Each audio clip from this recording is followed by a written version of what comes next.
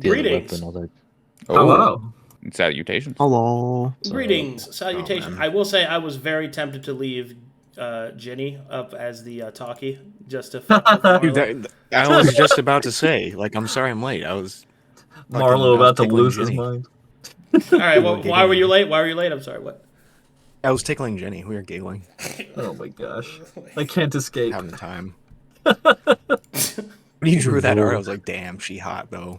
Oh Fuck. no. I was like, if Marlowe dies, I'm gonna come back looking like a chick that looks like Dua Lipa. I'm like, Is I don't know there if that would work with Jenny. is there a single I gotta look lan- it up, I guess. is there a single lantern bridge you You aren't don't know attracted who to? Dua Lipa is? Duolingo. I like The Albanian singer and songwriter? Yeah, like the amazing Dua Lipa. Are you shitting? Hello? Hello? Curio. I don't know. Luke. Nobody knows who that is. I don't know people by name. Nobody I knows. probably- She's like top 10 singers. No, of the year for nobody. the past 5 years. Nobody I've knows. probably who that heard is. a song. I've probably heard one, but I don't know anybody by Are name. you fucking kidding me? Nobody Look- knows who that is, Luke. Nobody If it helps knows. you, Tell that. I Tell know that who to that her is. billion views on YouTube. Nobody knows who that is. Nobody knows the trouble I see. If I could die IRL and be reborn, I would look exactly like Dua Lipa. Also, rip Akira Toriyama. Yes, rip. Rest in peace, my brother. Man, what a champion.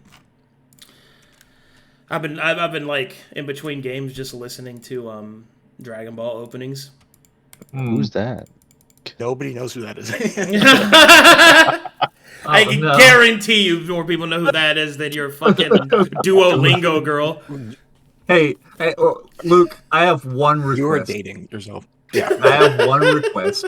If you ever make another character, She's gonna look please. exactly like Dua Wait, Lipa. did you just say I was dating myself? Yeah. Yeah, Dating. I'm older than you. but not older than me. Am I? I just had my birthday last week, and Are you 35? yeah. Oh, you're a little older than me. All right. See, just barely, but like a little bit. Luke smokes enough She cigarettes. has 89 million Instagram followers. Okay. Well, your next character Rightful- better look like Nobody like a knows who that Pokemon. is, Luke. It's Nobody gotta cares. look like I'm angry. Pokemon gym leader. Your characters all look like Pokemon Gym regular Leader people. Dua Lipa. I'm like, Yeah, you're fucking. This is just how every one of our What are we doing? episodes. She sounds like a fucking like an obscure civilization leader in Careful, Civ 6. Yes, the ancient texts of Lipa Lipa, Anyway, of the Dua Lipa people. who wants to give me the recap? There we go. I need time to cool the fuck off. Alright. Hey, one of y'all undead, tell us what happened last time, because that was kind of your show. Let's see. We asked questions, got answers. Thank you for coming to my TED Talk. Fucking riveting. Gruul put a brain in his bag. Man, you know what? That's about as interesting as Dua Lipa, so you get an inspiration for that. You lose an inspiration, bro. He wrapped it in tinfoil, guys. There's a tinfoil brain in his All right. bag. There you go. So we actually want to go through it. I'll go through it real quick. So Yeah. some of the big highlights, we were able to find out much about the information about the colors themselves and their natures, what they represent. We were able to finalize some of the undead transformations between me as a apocalypse zombie prime. So, get ready for that future. And Swig is trying, quotation marks, to hide the fact that he's going to rise to lichdom. Plant little lich, friend plant here. lich. As well as we got information on the fact that the numbers themselves hold power. And some information on the Shattered Eyes as well, but that's also truly connected to the colors. Yeah. Oh, and Matheria had a kid. That was something. What? I think I might have missed that. Yeah, it was kind of offhand. It's just him being Out like, of oh, the that. blue. All right, let's get it. So, inspiration for you, for Riveting conversation. I know. your communications. I know it's hard for you. I try. All right, let's open up your guys' to-do list here. What you guys wanted to get done.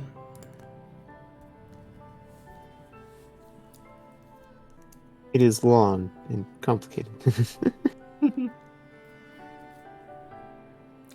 I think we start with the sages before we kick everything else off, because you're pretty stoked about that last time. It was going to take a decent amount of time. Yeah, the sages I think are it's- some good shit. Is that a microwave beeping? Beep.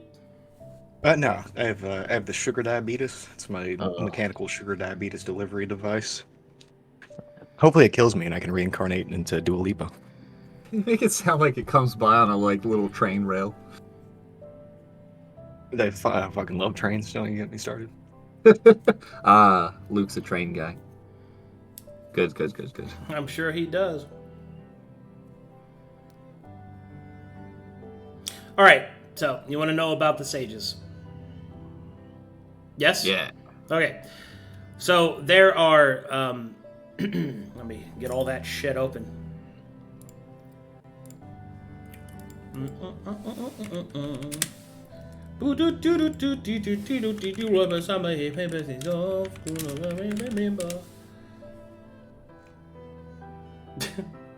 I don't know why I just thought of this, but I just thought of how incredibly into Luke is into that. It's kind of like how Randy Marsh is Lord. Is Luke really her? Is that what it is? That's so good. She's fucking amazing. Stop. Everyone.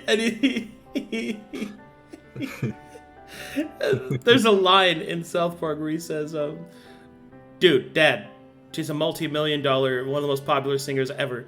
And he goes, thanks. He just goes, thanks. All right. So, of the sages, oh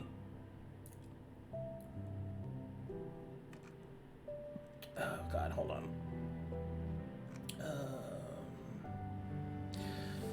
Of the sages, there are 8 schools of magic, and there are 9 sages.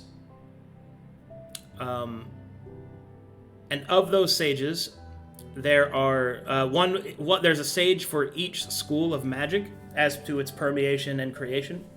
There is a sage of kind of like, how would I even describe that? Hold on, let me think.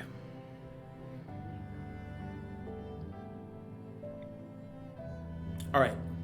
Yeah, okay, we'll do it that way. So, there is a sage for each school of magic.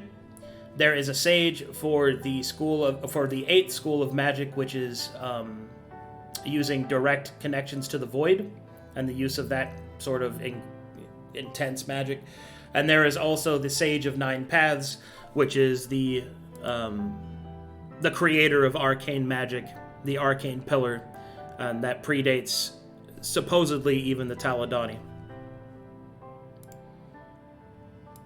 Many refer to him as the first wizard, but it is not entirely sure if that is true or not, as there are, of course, differing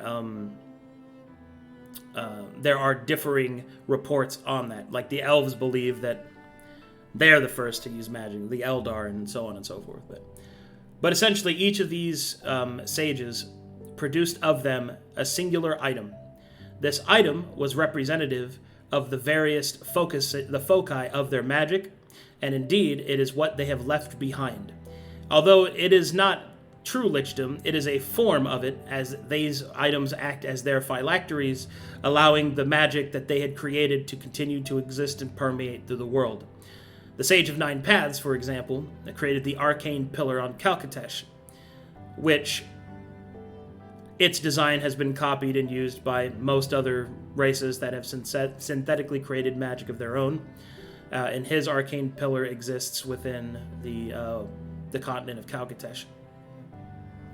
Each of the others created a more physical, literal item that is carried around and represents their particular outlook of magic.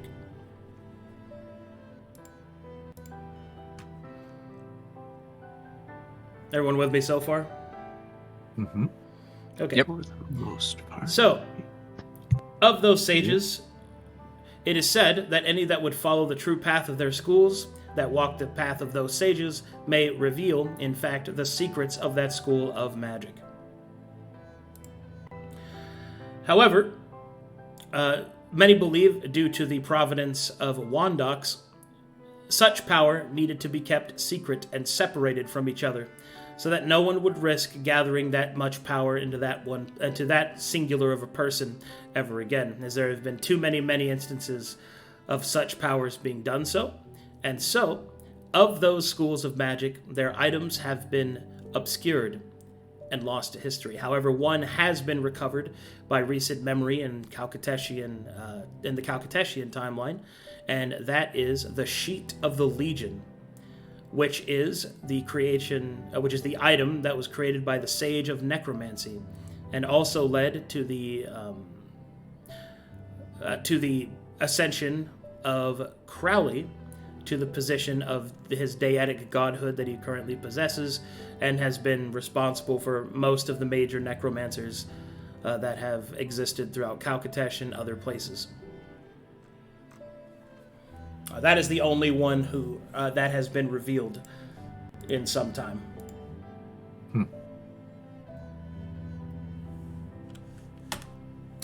And you have more questions you can ask, you can follow up on that. I guess what their names are and their corresponding objects? Sure, give me 2 seconds. Yeah.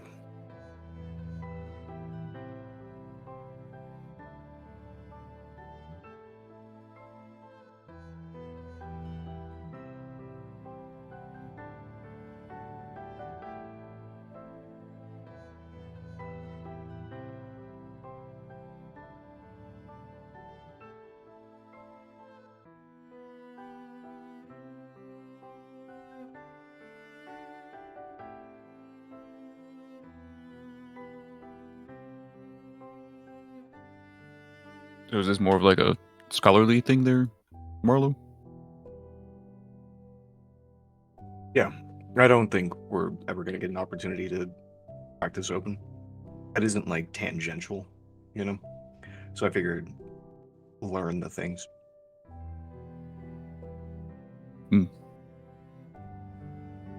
Never know what you'll need to know eventually.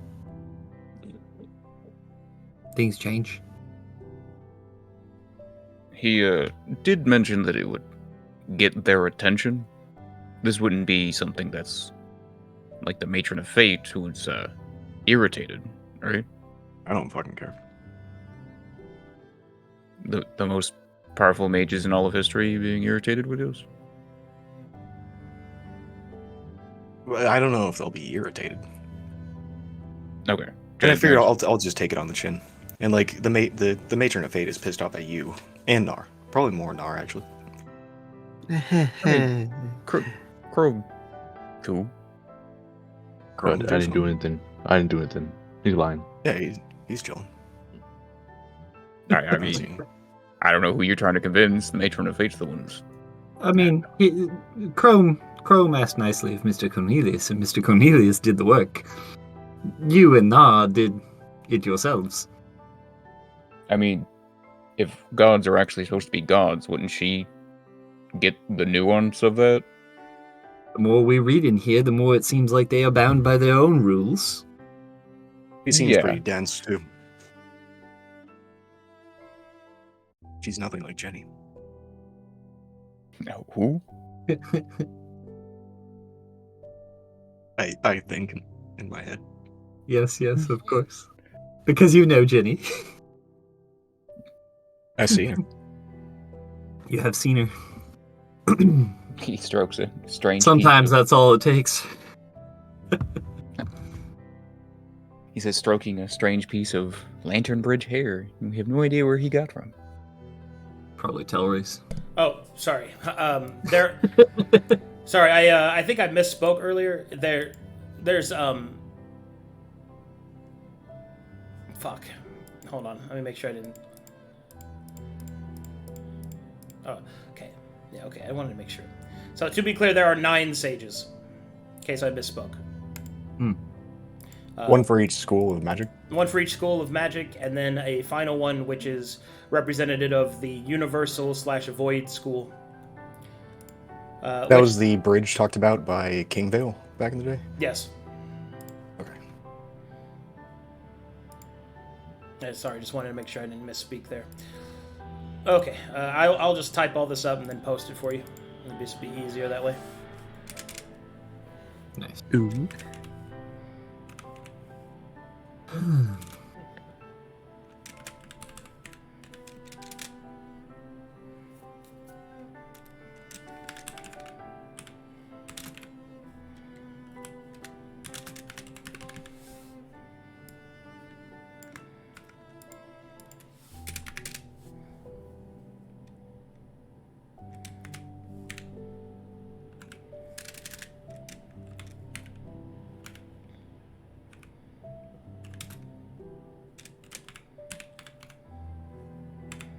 I always like the conflicts music.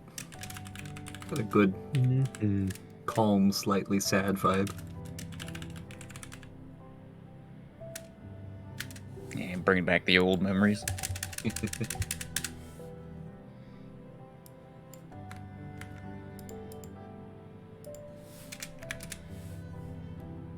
Remember when I blew up that tower, Legend? It's great, wasn't it? Oh no, the fire. The pain. The alcohol.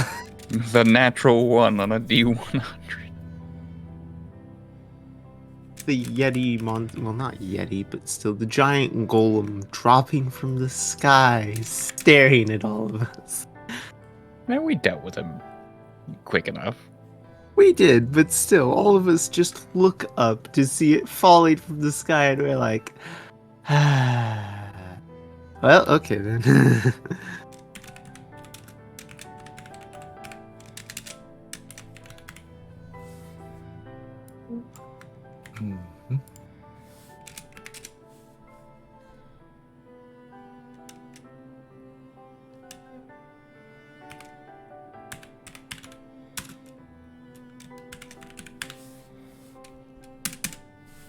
Good old Wimble riding the bed down in style.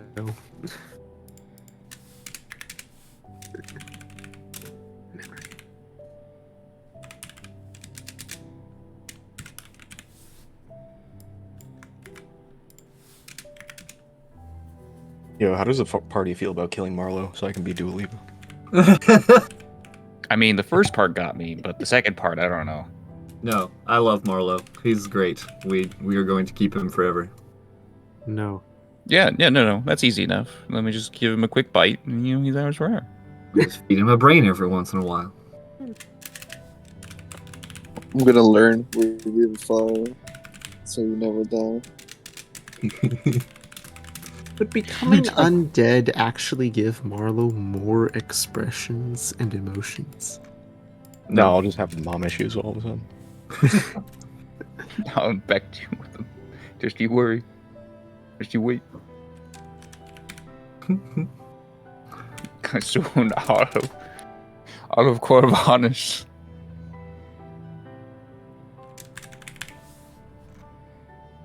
Just looks at Minanoth. It's like, I got a magic missile with your name on it if you need it. No. Oh, Gruul, what drove you to try to single-handedly save Corvanus? Or, the typical guilt and shame issues. Alright, look in the notes. I've got it for you. Let me make it pretty real quick.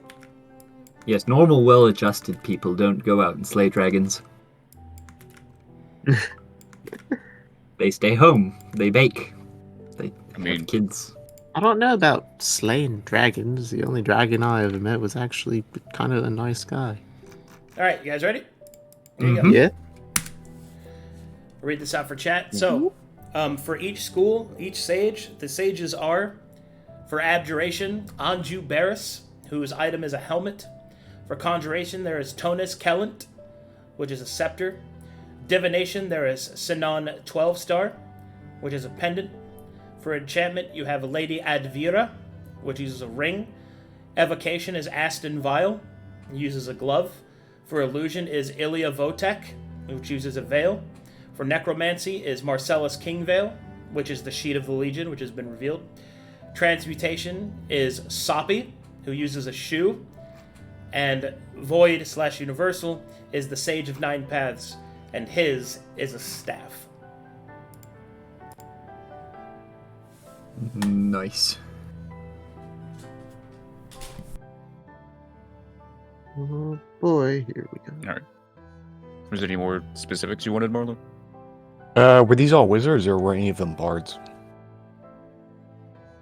They were arcanists of such great strength that they do not, they're not classified into a singular class like that. Does any have any history of doing bardic things, such as Yes. songs or history? Bard-leaning ones would be Ilya Votek and Lady Advira.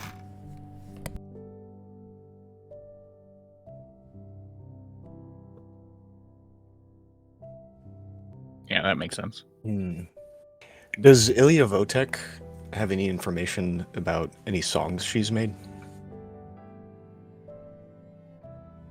Negative.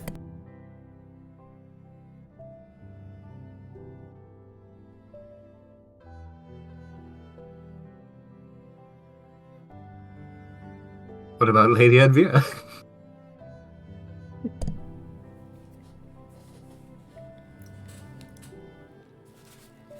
No.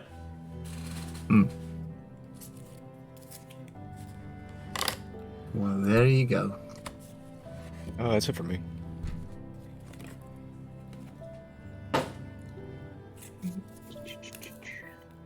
To be clear, these are the sages for Calcatesh's history.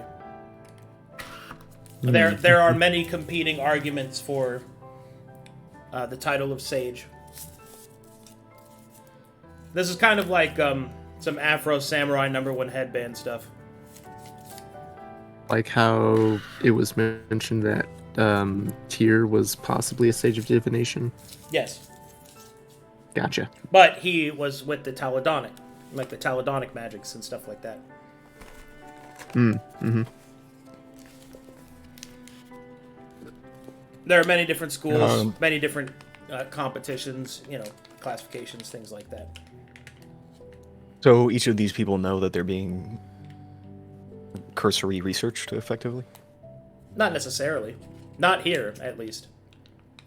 Not from here, because the Library of Kasael was neutral ground in the Scarab Wars, and so, well... The email notification goes straight to the spam folder. There is no guarantee that you looking into these people will not alert them to it, but there's also no guarantee that it will.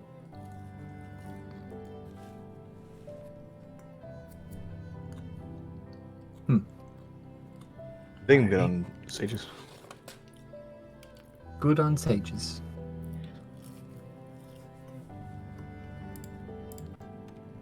Add it to the list of lists of important things happening. Gotcha.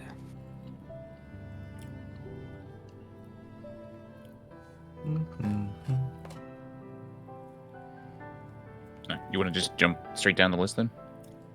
Yeah, we'll move to power words and amber stuff, wherever that takes us.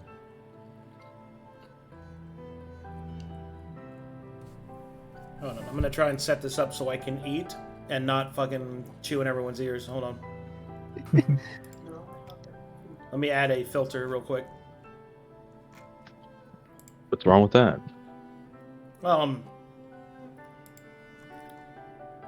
You know me. It was just a mukbang. Come on now. No. I still don't get why people like that shit. That's crazy. Not on purpose. Like, it's absolutely ridiculous to me.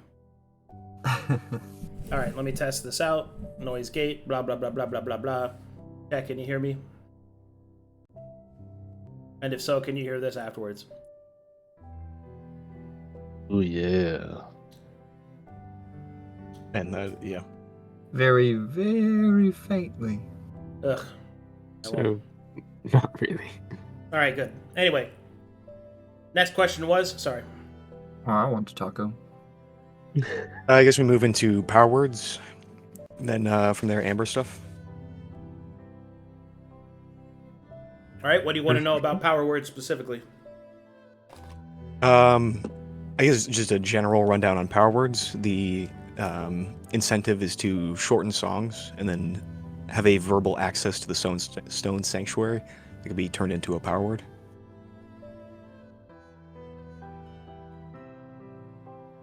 So, that's not how power words work. Power words are the instructional. Power words are the primordial exist within the primordial languages that can inert the willful strength of the dream represented in the waking realm. So, just how in the dream one's desires become manifest, power words are a way that allow that somewhat similar interaction to occur within the waking realm. Now, that being said, power words are associated with the primordial languages. To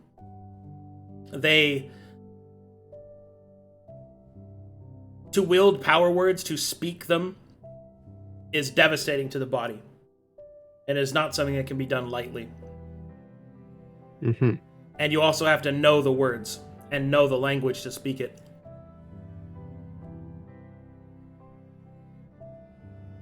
And songs, generally speaking, are not written... Well, I should say, songs are written in the language in which they were birthed.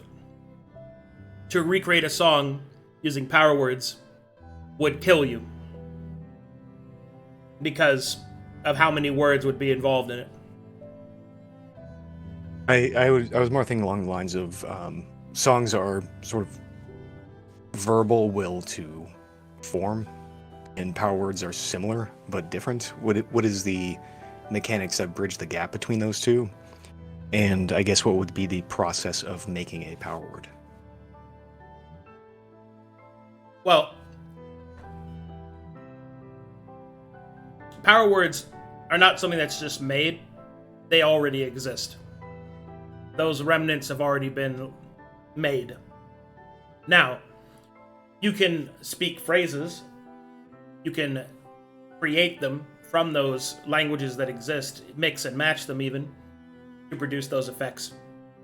But songs are an incredibly diluted form of power words. So that's essentially what songs are. They're just diluted power words that are expressed in a way that the individual can use them without destroying themselves.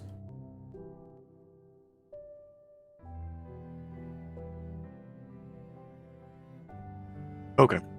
I guess following up on that, how would I...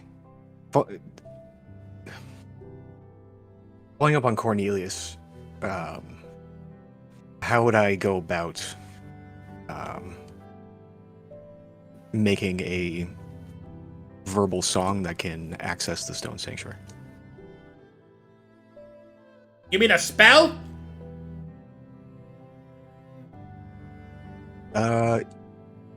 Yeah, I guess.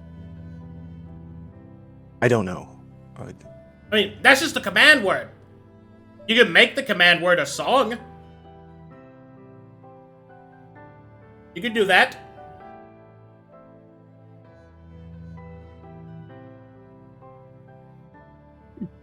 Sure, yeah. Well then, there you go. Just make it. You just connect the two pieces together. Create the word, you infuse it with arcane power, you practice it, you attach it to the object, and then there you go. Just like that. Okay. Is there the facilities here for me to practice that? Of course! I can help you do it as well. Okay, cool. Yeah, you hide inside of a rock, yes? That's your thing? Yeah. Higgery stiggery stock. You won't guess what's in this rock. Boom, see? There you go.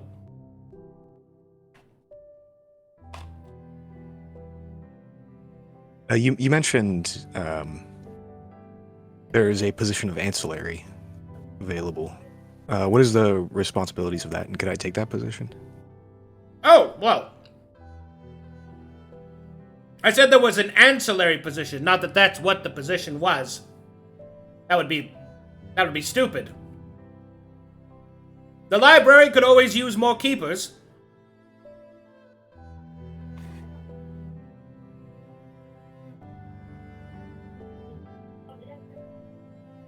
So I would stay here, effectively? What? No, you don't have to. Okay, if that's the case, I would like to pursue that as well. Alright, I'll give you the exam later.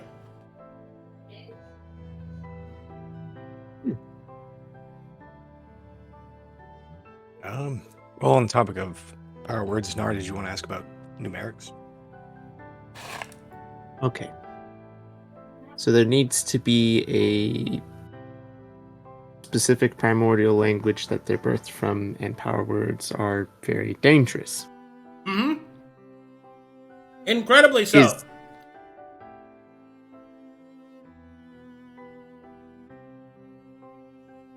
Is what? What's the language for numerical power words then? Numerical power words aren't words, they're numbers. And they aren't accessible like that.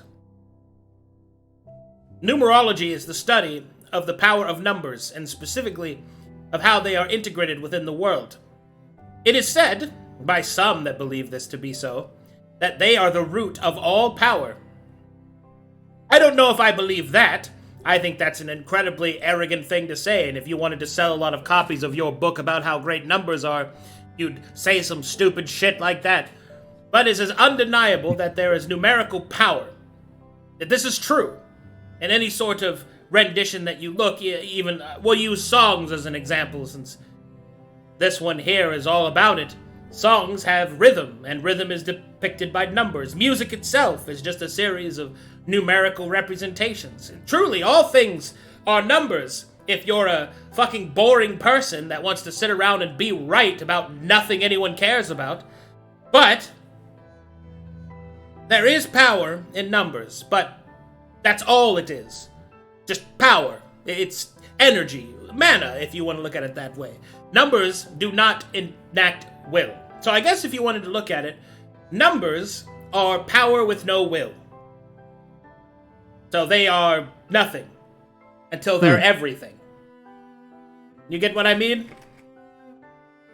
So it could be the safest kind of power words to learn, or possibly the most destructive if it got out of hand. Almost useless. No, you don't understand. Hold on, let me finish eating the chicken. Chicken. Wait, you can eat things? Thought you were a skeleton. For fun. Just because I'm a skeleton doesn't mean I can't eat your ass. Anyway, and I meant that like as in the cannibalistic consumption, not the sexual act. Sorry, you don't get my bones rattled, if you know what I mean. Anyway, so I can't go 4 and something will happen. Sorry, that made me laugh. I'm sorry. Really trying to channel Jin there. His voice cracked. It was so funny. Oh man! All right. 4. Sorry. I mean 5. I mean fire. I can't just go 4 and then everyone dies. That's not how it works. Like, you can't speak a number because speech is for words. Numbers simply are. That's why they are power. Now, that's why when you speak more than one word, it gets more powerful because there is more numbers there, right? And then there's also the power of the prime numbers, the ones that are indefatigable, the ones that are absolute.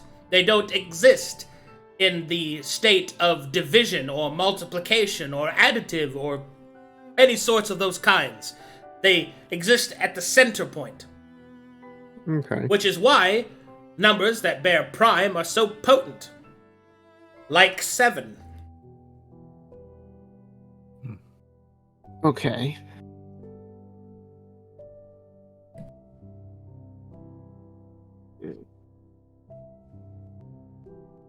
Think to how we've noticed with numbers on Corvinus. Yeah. How there's the numbers for each of the continents, even. How there's always some kind of 5 we could find. The 5 ancients. Although it seems like they keep trying to hide that as a 4. It seems like a constant thing that they keep trying to make 4 appear on this island. But now that you know they are 5s, it gives you power of knowledge.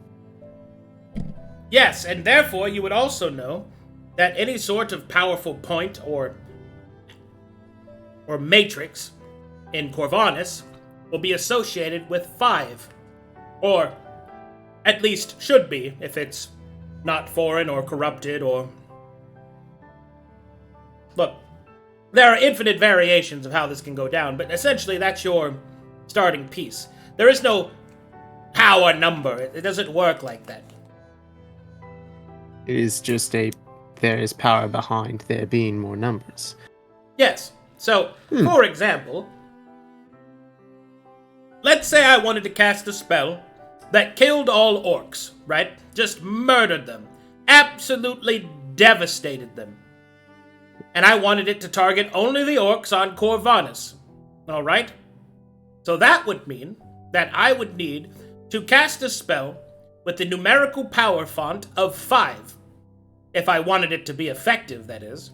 Because Corvinus has its numerology with 5.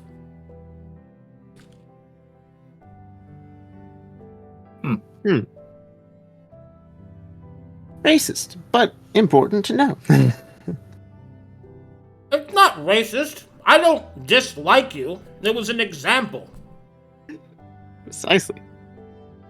You know it's more racist to call somebody racist who isn't being racist, right? Is it? Yes! No, It absolutely is. I don't have time to explain the intense intricacies of geopolitical... it doesn't matter. The point is, that's how it works. Alright.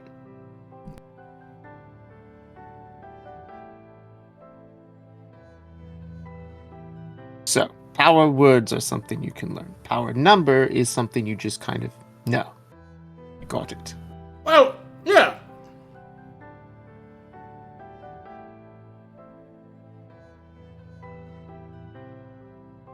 I understand it's dangerous, but are there ways that I could go about learning some power words while I'm here? I could teach you power words. I know plenty of them.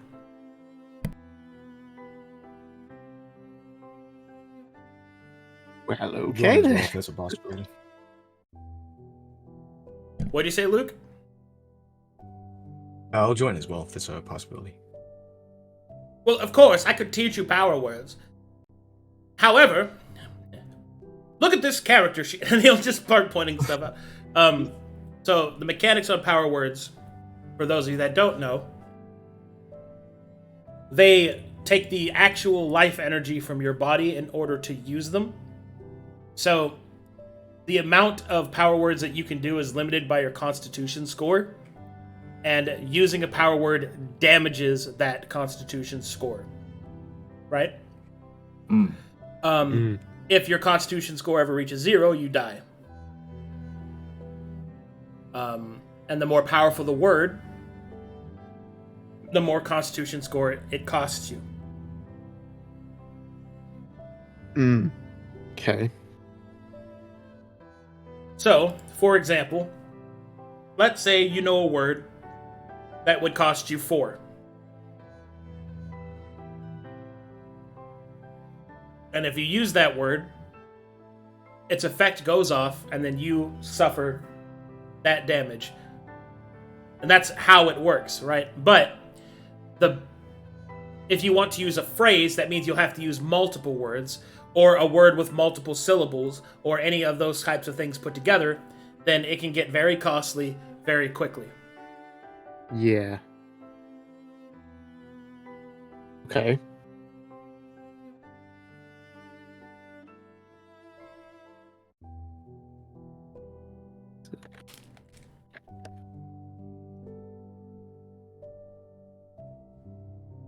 You got more stuff about Amber?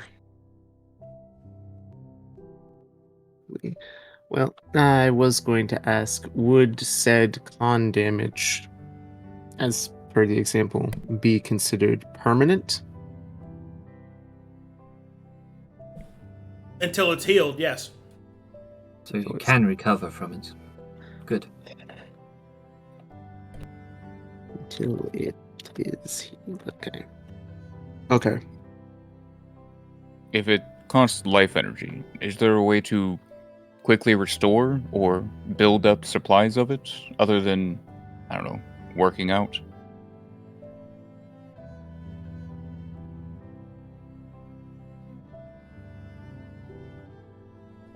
I imagine there are potions or something that can restore your constitution and things like that. There are wells of power you could use in order to use them, but then you'd have to use life energy from someone else. And generally speaking, that's a, quotations, bad thing to do, and you totally shouldn't do it. He says with quotations. He will then lean forward and say, I could totally show you how, though. It's super easy. I would like to learn that. Yeah, I would as well. Knarh feels concerned about her. Well, the first thing that you're going to have to do is you're going to have to get yourself a vessel that can contain a soul. Preferably, I like to use the classic magic jar. It's an actual jar, full of a person. For example, you see this jar? This jar is full of a man who tried to overcharge me for cabbages. And now, he fuels all of my fire spells. Don't you, Howard? How big is this jar?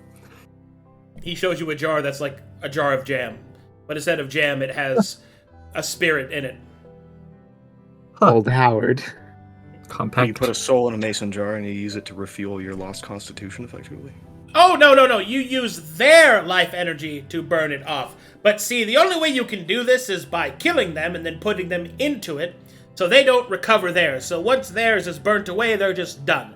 Their spirit is destroyed. Oh, also I should inform you, as he looks down at a piece of paper, that is he places his bony finger against it, an evil act. So, if you want to be cool, go my path. Does sound cool. And it I'll does do it. sound evil. My goodness. All right. Amber is a hue Look, to yellow. Look, listen to me. Listen. Yes. Many years ago, I was a part of a group called the Triumvirate of Evil. Casual evil, but evil. I was known as the Horned King then. It was a phase, I know. It's kind of stupid, but I wore like an antler crown, and everyone thought I was an early day lich. It was different then, you know. It was a different time. People weren't called racist for suggesting that orcs could be genocided, as an example. But, anyway, it was me, my good friend the Baron, and Jonathan Wagon Runner. We were just running around all over Dalton, causing all sorts of mischief. And I can tell you one thing. Evil is effective. We did more good by being evil than any of those heroes in that timeline ever did. All they did was run around like, oh, you can't do that, the children will die. And if I didn't do it, then the children would be turned into a bunch of spirits that would go and infect everyone. Here's what you do. Kill them all, take all of their souls, put them in a jar, and then turn that jar into an undead abomination. And then use that to go kill everybody that you don't like. Then you disable that golem, you take all of their souls, and you just pour them back into the life stream to be reborn again. Perhaps this time not as orphans, and not during a time of war. It's not like anything was lost. Sounds like a good idea. That sounds like a wonderful thing you did. Look, they were going to die anyway. I might as well make something useful out of it. Also, so many lives were actually saved by us doing that. Like we did with Captain Hold and the Sorcerers. They were gonna die anyway.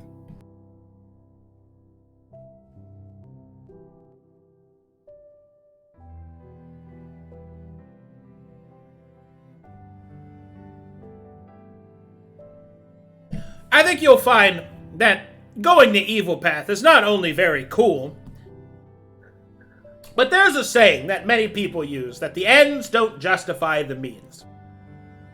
My argument for anyone like that is the only people who complained about how you won were people who lost or didn't win. So I, personally, wouldn't concern myself with the opinions of losers. The ends do justify the means.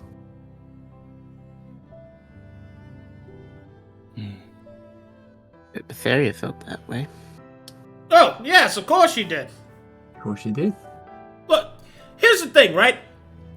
She was effective. There's less demons there. I can pull up the charts and show you. People didn't like how she did it. I don't really give a shit, because if she had tried to come for me, I would have turned her inside out faster than you could say, Cornelius, please stop rubbing your bone. Anything. But the point is, the only people who have the privilege of arguing about morals are those with the power to enact them anyway. So the ignoring of how important having the power to do the things you wanted to do is the very thing that prevents you from doing it. Which I think is ridiculous. You learn a lot after being undead for so long.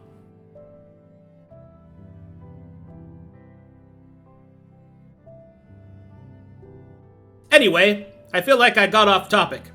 If you want to learn a power word, you can. Right? I'd be interested in learning power words from you. Alright, why don't we learn... I'll teach you some Sharkai.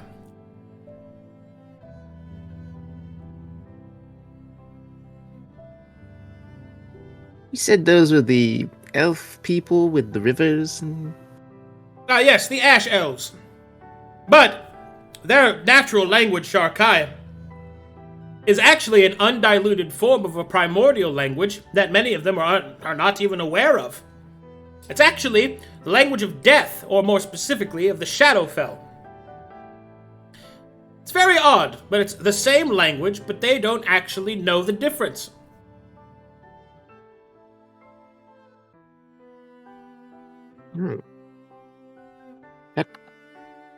That is weird.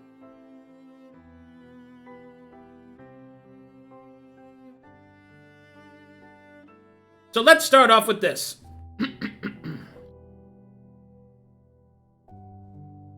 What are you again? An orc? Yeah. She blinks. She's sorceress marked. Oh, yes. You're one of She's those. a girl. Covered in horrible burn marks. I'm an orc. He'll shake his head. Alright, I think what I'm going to teach you and Poindexter over here as he gestures towards Marlowe, who doesn't wear glasses. First thing I'm going to teach you is the most basic word in their language, but I will also teach you the resonance behind it. And that is Kos, which means to be. Kos, when used in its power word derivative, well, it means to be as before. It can be used to avoid nasty ailments that you would acquire in battle, such as blindness or stunning or poor. You can avoid poorness. If you were rich before. Sounds like, anyway. Avoid poorness. Writes that down. Here, let me show you the statistics. And he will pull out a character sheet. Anyway, out of character. What cost does is it returns you to your previous state that you were before in terms of status ailments. So that means that whatever statuses that you had at the beginning of your last turn, you have instead. And if it's nothing, then you have nothing. Cost costs 2 Constitution score. And just like with any power word, it can be used as a free action at any time that is on your turn. So if in one turn you wound up getting bleed and poisoned and exhausted and etc., one use of it back to how you were. That's correct. Sweet. And it can be used as, you said, action. No, it's used as a free action at any point on your turn. Gotcha. And that is the word.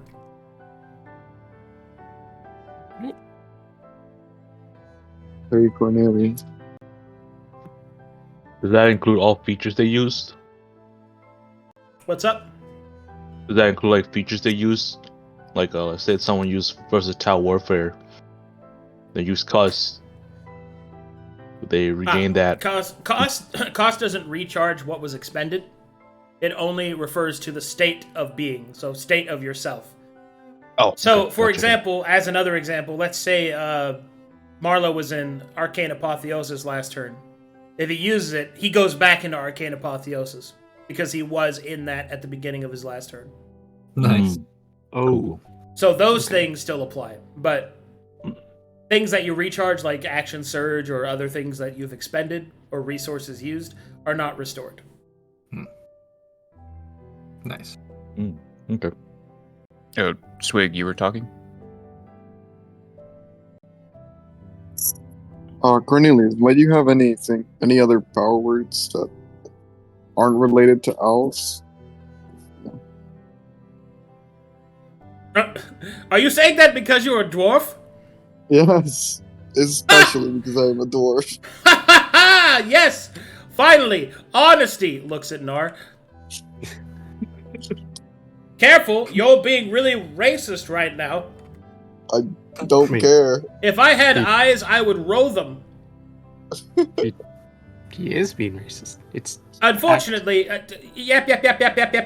That's the sound you make when you open your mouth. He'll look back to Swig. Anyway,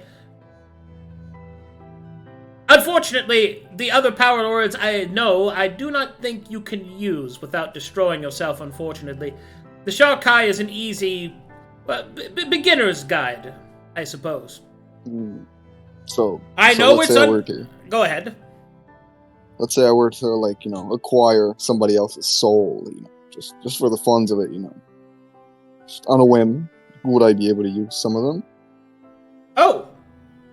Well, yes, of course. If you know the words, that is. Ah, okay. Yes, You're just their wondering. weird elvish word roots won't reach into your big, chunky dwarf power soul, or whatever it is that you have in there. Yeah, I don't want my bones rattled by you're elves. dead. Yes, of course. I personally wouldn't mind having my bones rattled by anybody if they were pretty enough, but I understand. I respect the game. He'll turn and kind of look over to Knarh. Anyway. Anything else? I'm more interested in the not the powers, but the consumption of a soul. Oh, you wanna know about soul consumption? Woo-hoo-hoo-hoo. Careful! Now we're getting to some extreme levels of evil. For aiding the people with power words and, well, eventually my own use. Oh, you want to know how to capture them? Captured and probably consume 1 or 2 of them. Why not?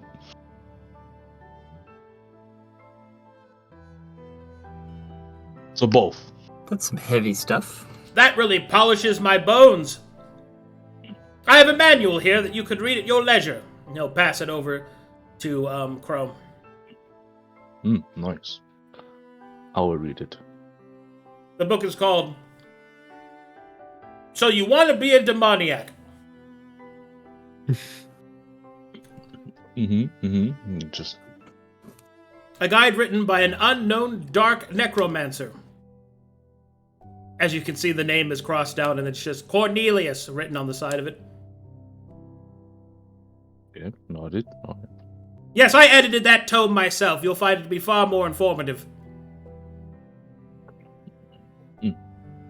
Much appreciated. You are most welcome, strange hog-riding knight. Yes. You have a book on Shark Eye I could read? Sure, here you go. He throws it at you. Catches. What happens if there's a power word of 2 languages and you know both languages? Do both of them activate? Well, you could... So, power words do not just activate if you say them. Like, watch. Cost, cost, cost, cost, cost. Cost, cost, cost, cost, cost. Nothing happens. You have to speak it with You have to mean it? You have to mean it. Yes. Yes, precisely. Okay. Oh, that's actually a lot nicer to know. Like when I say, I hate you, he looks at Knarh, I have to mean it for it to have any effect. Shocking. I don't have a lot of Can I insight that? Sure. Does he? Let's see here. I just assumes he probably does and doesn't He hater. care. He does not. See. Powerless. Hey, Nara, how much con do you have?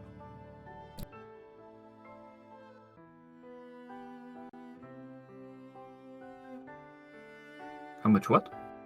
How much constitution do you have, Nara? And hypothetical. How much girth you got on them hips, you know? How wide? 14. You have like really big boobs. Which is Tell me the width of Jill. your... Tell me the width of your pelvic bone. Let me get... How do you measure that again? Holds her hands against her sides this big. Nice. Pelvis wider than shoulders. Good. Good. Big Ideal orc. shape. Fuck. Are you only just realizing that she's taller than you?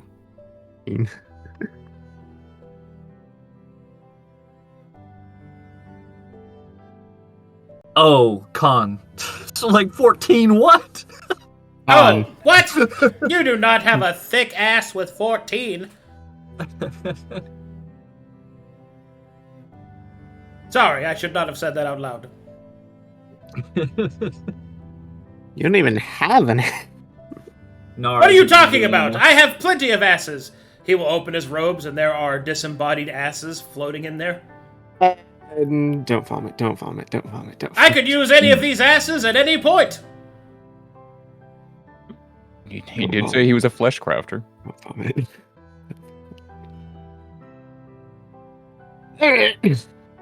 Did you know, however, that giving yourself the dummy thick property does not actually help with cast? I'm sorry. He doesn't say that. You just carry those around with you? Of course I do. What is the point? What do you mean, what is the point? What if I find an uncomfortable chair? Oh. I suppose that is... Yes, I see. Would you sit on them with the cheeks towards you, or would it be like normal? with the It cheeks depends point on the down? contour of the chair. Oh. Sometimes I like to sit in the crack.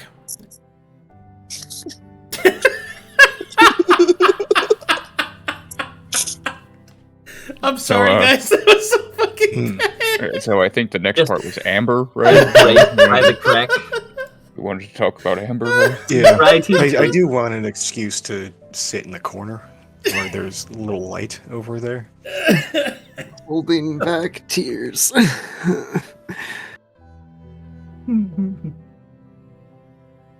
Is there a section on who's the most renowned sage of bards? Well, there's a whole list of bards. Let's see here. I think in Calcatessian lore, I believe the most famous bard is Yermo Quicktongue.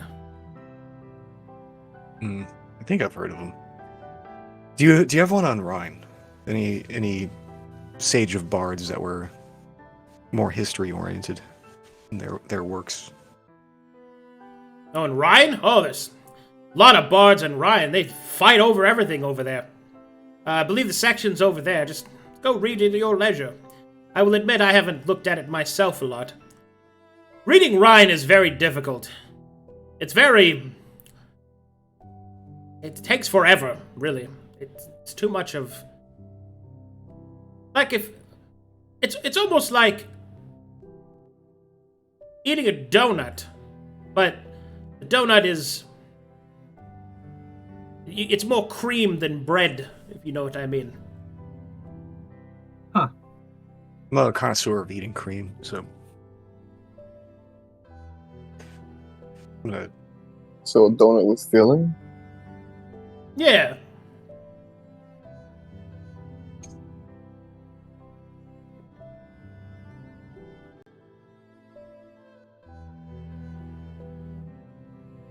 Anyway, So Amber. anything else? What? So, yeah, Amber, right? What about it? What is it? What about it? Well, You're the one who asked. what is your question, Orc? All right, Nara, you were the one who were quizzing about it, and then I just wanted to break this conversation. Well, now you're in the forefront, Mr. Communications. Fine, then Communicate with me. Fine, then I'll ask my own. What do you know of primeval awareness? Did you just refer to a class feature in character? You fucking idiot! We have names for these things. Yes! He's a weeb. It's called your ranger Six. senses or something. Say something like my that. sixth You sense. don't come at me and say, "Can you fix my action surge?" Did you just skip?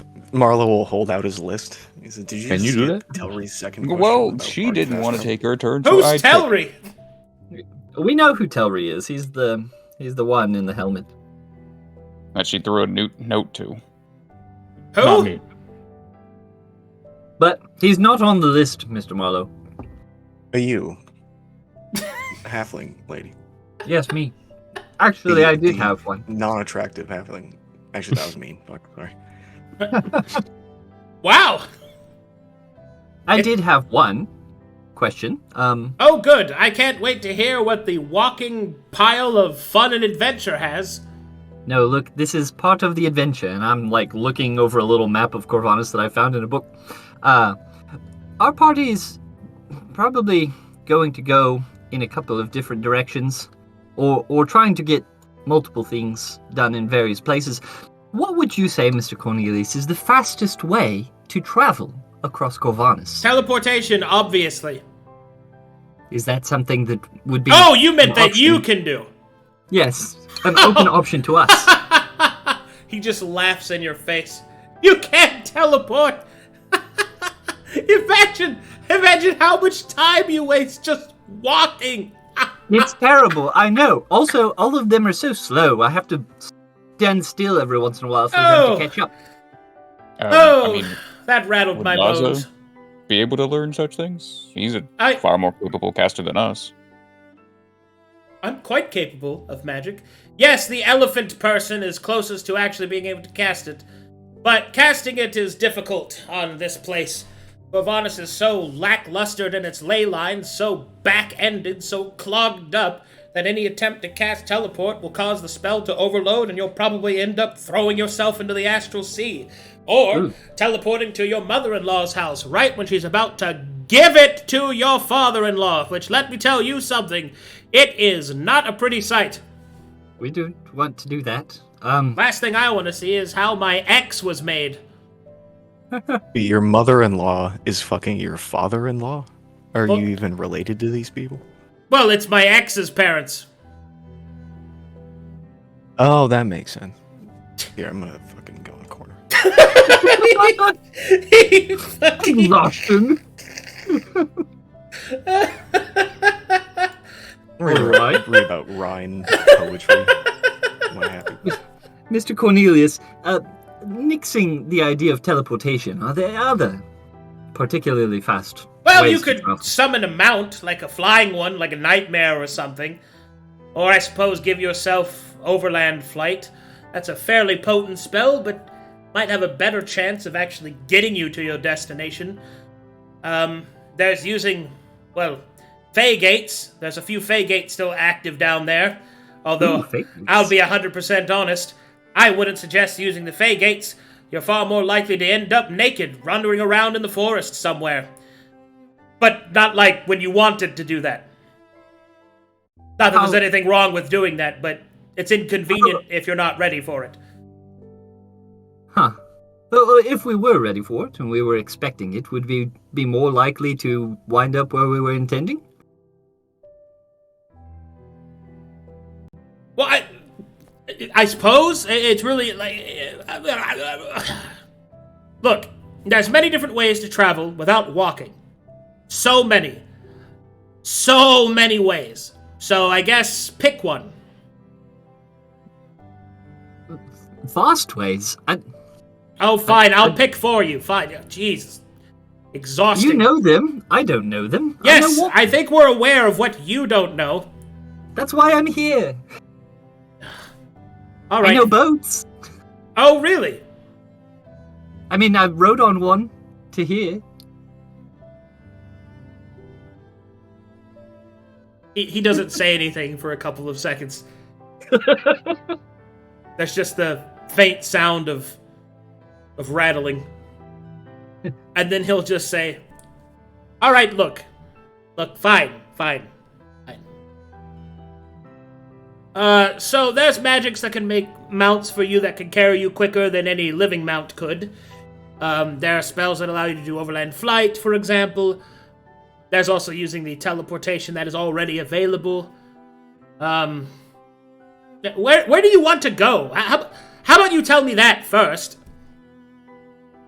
Well, You should probably confer with your party first, because that sounds like a more permanent choice. But tell me where you want to go.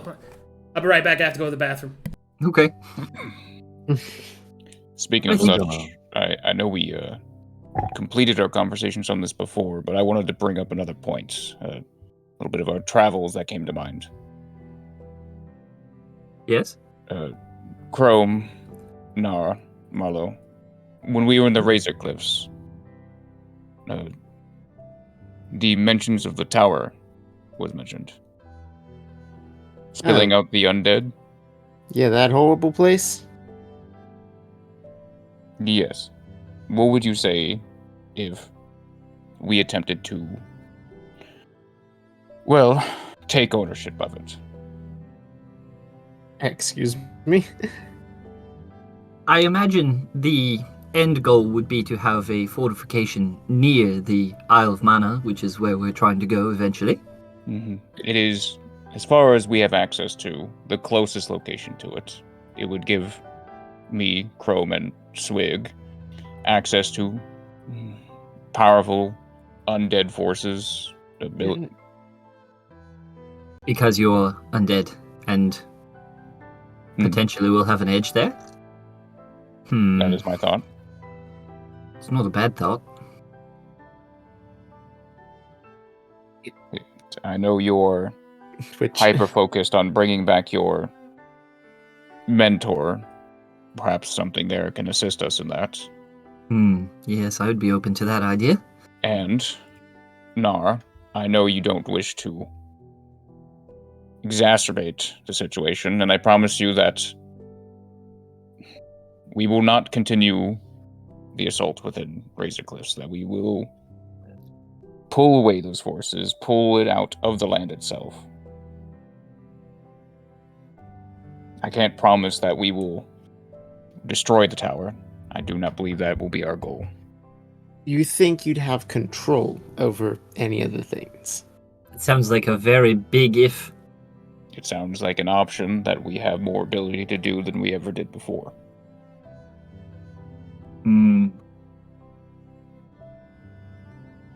Nah. Tell us what you're thinking. You're making a lot of grimaces. All of the grimaces. I'm thinking that I was told to pick one thing. My choice is that Stillborn Grove place. Pick one problem to solve. I still agree that we should pick one goal at a time, not to break ourselves up into multiple different directions and who knows what else. Okay. But if we can take the tower, we can gain an army in of itself. You're assuming we'd get an army. You're assuming I'm not gonna have to fight our way through it all. Oh, we certainly will. I don't see how that leads to control, so I don't follow that understanding. The there. tower itself spills out these undead. Okay, so That it is makes not- them. That is not a 100% conclusion that the tower itself is in control of the undead. It could be Yeah. a symptom of a greater cause. If it's making them, I'm gonna destroy it.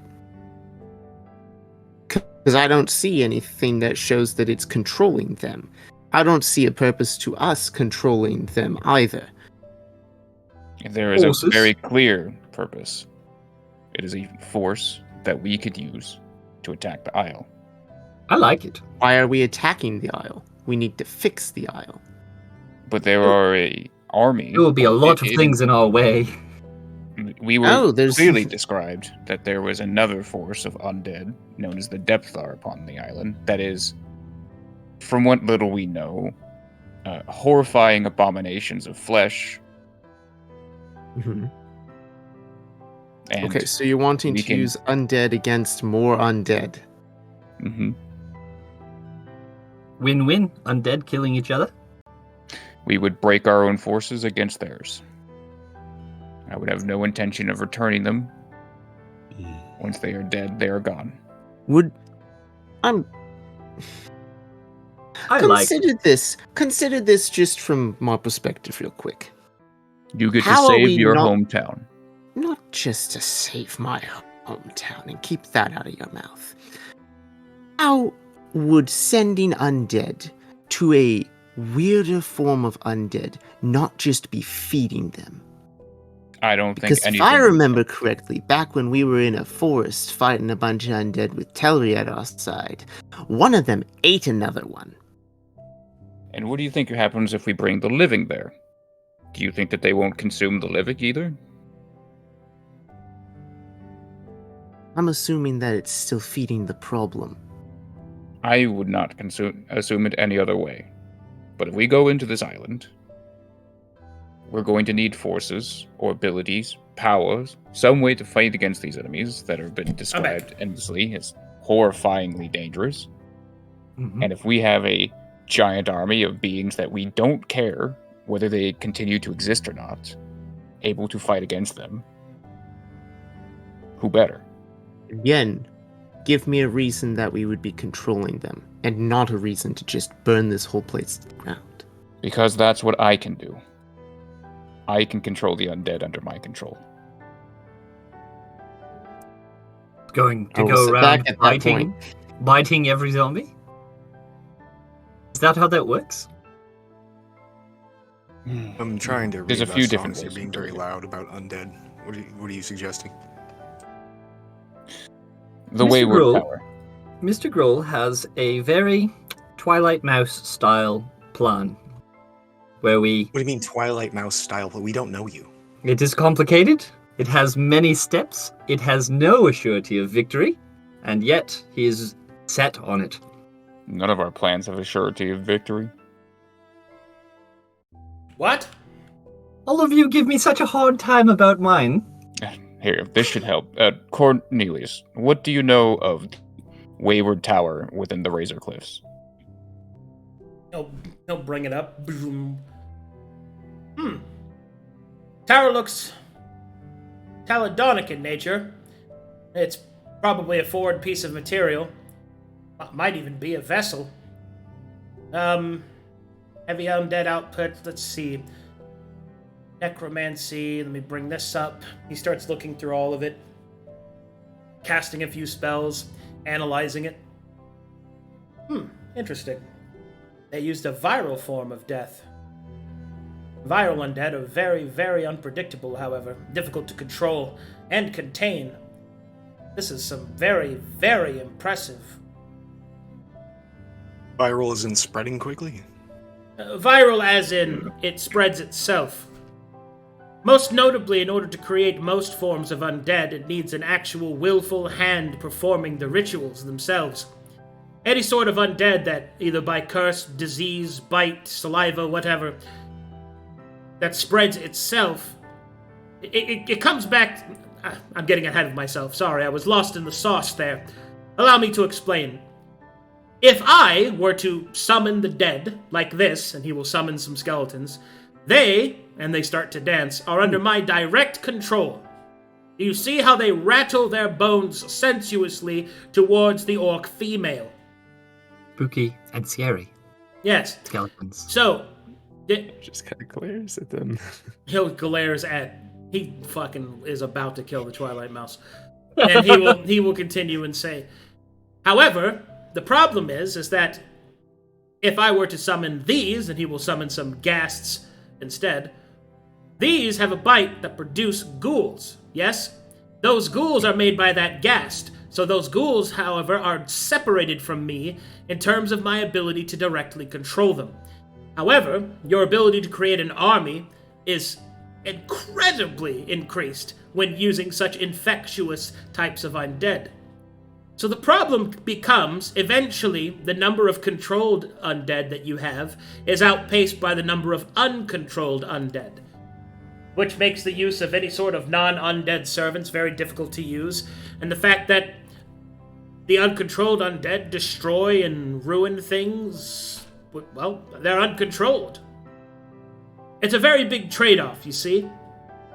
However, it appears that this tower is using a form of necromancy that I find quite impressive.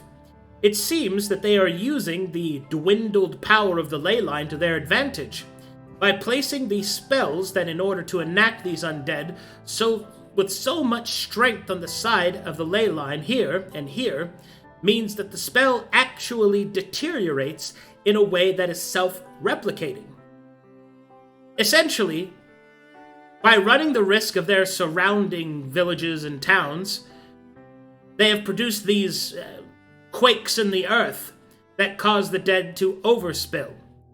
But those dead, in and of themselves, don't last very long and are easily destroyed. And that is where all the excess energy from the newly created undead that become directly under control of the tower actually go. So it seems that this particular tower, or whoever is controlling it, has found a method that creates undead, that creates more undead, but doesn't put his own facility in danger. He has even gone so far as to convince the townspeople, as he starts to kind of zoom back in. Brilliant! He has convinced the people that the deathquakes are a natural occurrence that they have to deal with. How interesting. So your suggestion, Gruul, is to take the tower? Use your ability to create undead to take over the tower's undead? Well, from my understanding, any spawn that is created from me is under my control. Is this true, Cornelius? What? But not the spawn of their spawn, so your pyramid scheme has a flaw. Did you not hear what I just said? You control the things that you make directly, but if they make something, you don't control that. Basically, the rule of thumb of this, you can be a father, not a grandfather. Understood. Okay, so we, in Marlowe, will say we with quotes, want to do something to ensure that Corvinus doesn't implode upon itself with the ancients. If you were in our shoes, Cornelius, what direction would you take? Would you follow the Whispering King? Would you go to the grove and plant these acorns?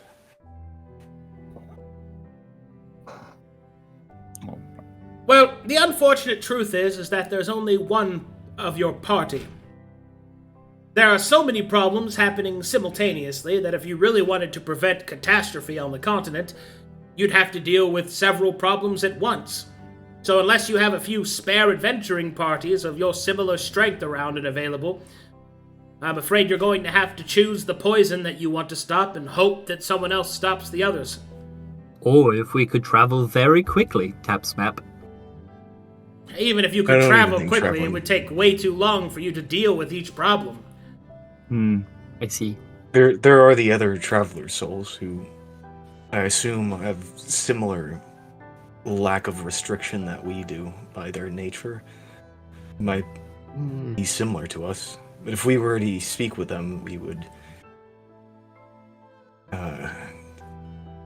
call the ire of the Matron of Fate, so to speak. True. Well, That'd that's be- if you contact them through me. Or How through do we this contact or them? through this facility. Could I just cast Ascending to them? Well, yes. The reason that the matron is mad is not because you are... Let me explain. You casting a sending to one of them to ask them for aid does not invoke the wrath of the Matron of Fate as long as you discovered their names naturally.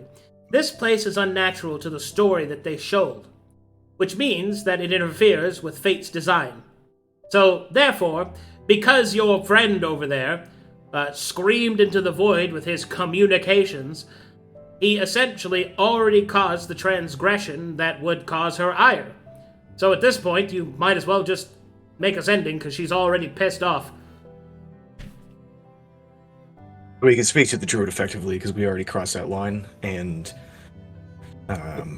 Might as well. Okay, but my problem is I don't know them. And would you trust them with something big to fix the world, or would you rather take the time to actually know who you're dealing with? we have the time to take to know who we're dealing with. Yes, how would you feel if some voice from nowhere told you what to do? Would you just do it? Yeah, and also who do you know that you're Depends. picking is actually, like, how to explain? A good person. Air We quotes. don't have the luxury to figure out if they're good people, or if they're capable, or if even they'll listen to us. The problem is that there's so many problems that we can't solve a problem because there's too many problems. Well, we might as well speak to the druid. Sounds like to me you need a central Okay. place for all of these people to communicate with one another. Some sort of focal point that each could consider neutral ground, where resources could That would be be pooled, ideal. where resources could be shared and pooled, and information exchanged and helped and help given and taken. If only there was a place where that existed. You seem to sound like there is. Of and you're course waiting for there us is. to ask. There's a lot of them, and yes, that's called dramatic timing. Fine, I'll just fucking tell you then. He's You would like Telry's family. No, I wouldn't. They tell these stupid long stories. I that don't last care. forever. I will cast silence. The permanent I was kind. just about to ask if you could teach me silence. Fuck. All Man, right. I like you, Cornelius. Anyway, yes, thank you, but you know. Fine. Look, there's a few places you could do. It depends on how spicy I suppose you want to get. Everyone come here and look at the map. Mm-hmm. Alright. Alright. You guys ready? I'm loading. Yeah.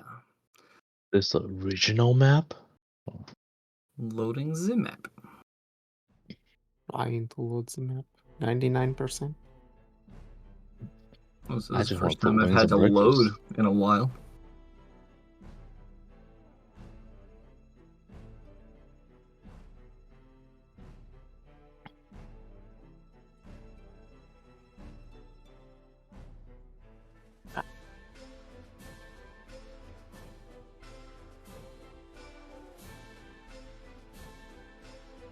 Okay, loaded.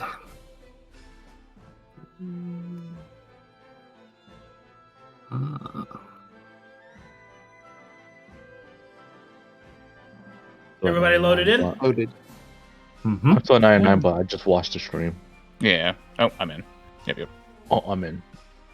There it goes. There's the music. Ooh. All right, so there's a few places that I might be able to suggest that might work.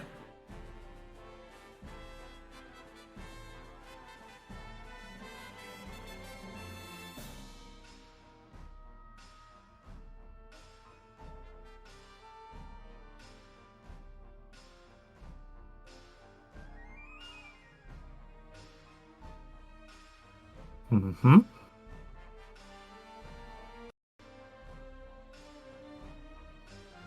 The first is this nifty place. As he zooms in. Cussed right in the Twilight Hills, with direct access to a Fey Gate. A place that you could connect yourself to the other networks and perhaps even give a way to quickly travel to and discuss things with one another. It's right next to the place I grew up. Another potential place is here. At the Silver Stones, once again, another connection to a gate, and indeed a fine place for one to, gather up their various things that they need to do, so on and so forth.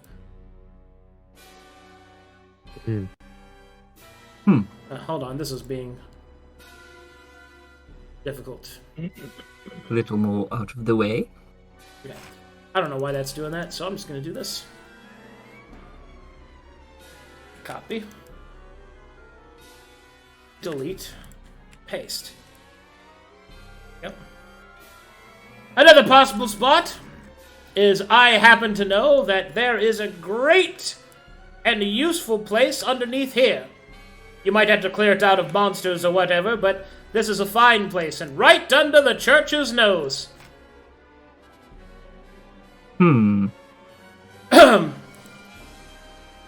There is a dwarven city long since abandoned in the Twisting Pines.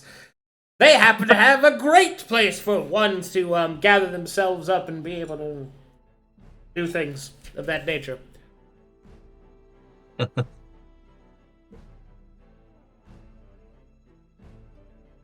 But those are 4 spots I think would be quite useful.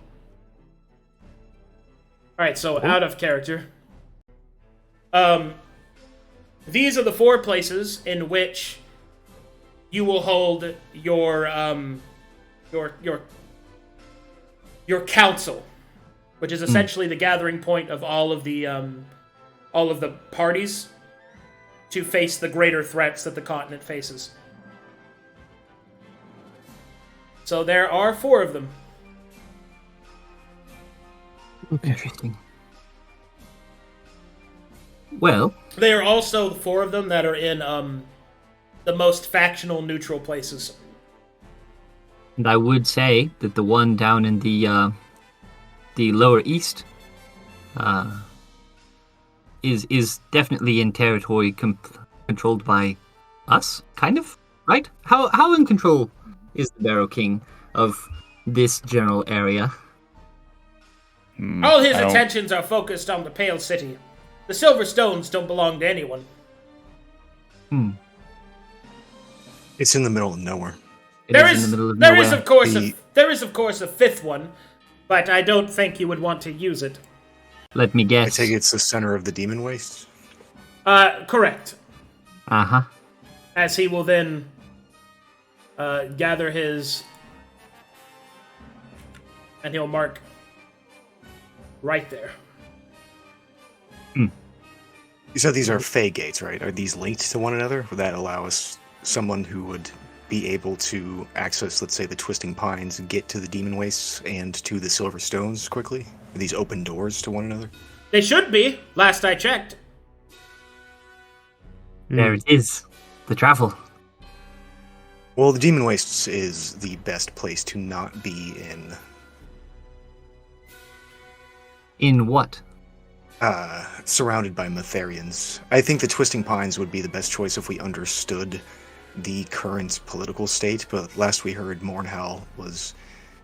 Who knows what's happening at Mornhal right now. We could go to Hililux. Hililux is nice.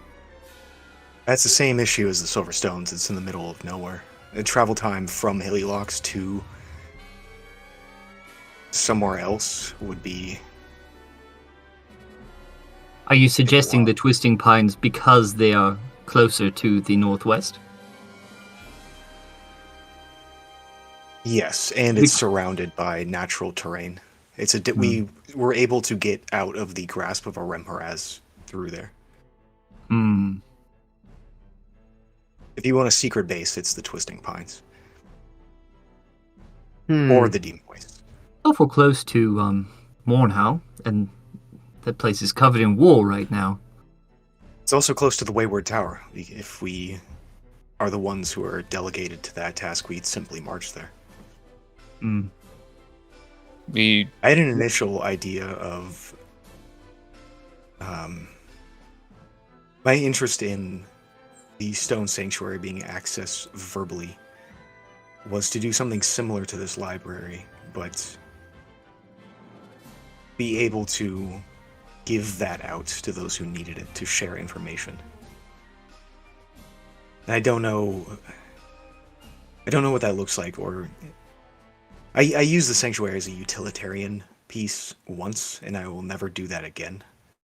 But when it comes to knowledge, that is something I would like to do. And if this is fitting This wouldn't for be that, about utility, it would be about sharing. yes. If that is the case, that all sounds good. You could just make it a wing of this place.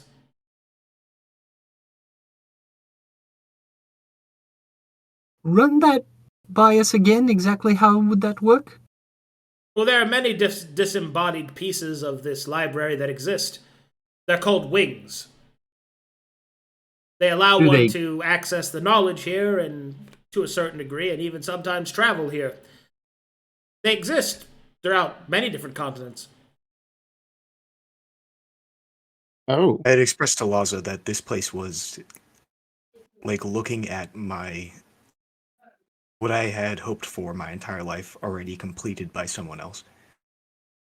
And But it's not complete. History grows. it is in my eyes. It's completed in the sense that it has a objective and it's functioning. Well, I suppose if you look at it that way, sure.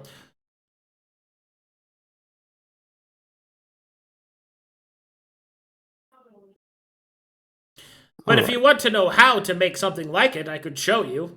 Not that difficult. Not really. That was my original question from back in the other wing, in terms of the power word access to the Stone Sanctuary. And that you said that was very doable and cute, but to me it means a lot.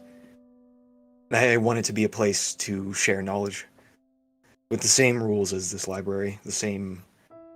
You must leave something and you cannot take anything with you. Okay. Sounds good to me. Would that be a feasible place for people to meet and discuss trade information? It couldn't be a center point for the trading of supplies and armies and things. I think the Twisting Pine would be a better place for that, but a place for people to exchange knowledge. Would that be a good idea? if you wanted other people to be able to access it, you'd have to expand the network. You'd have to build a gate inside of it. The DM stares at Luke. Will the gate not be the command word? Leans in. The command word only activates it. There would still need to be an actual gate inside of it. If you wanted to connect it to the other pieces, so that they could go inside of it. Even if it was only to exchange knowledge, they'd still need a system in order to deliver it. How do we do that?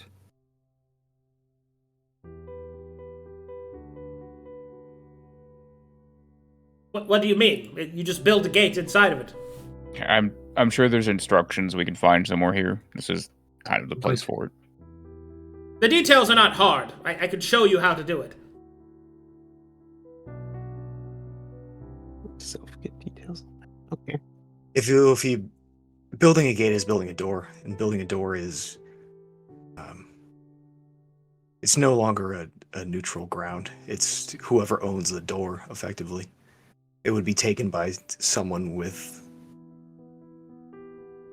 That doesn't more make power any than me. sense. Why does not it- make it a wing of this place? This How, place. how does that can't not... be wait, no, hold on. Why is having it being a door not a neutral place? Like, I don't understand your reasoning for that. By that very inclination, if it doesn't have a door, it's also not neutral because you have it. Do you consider yourself neutral to these causes?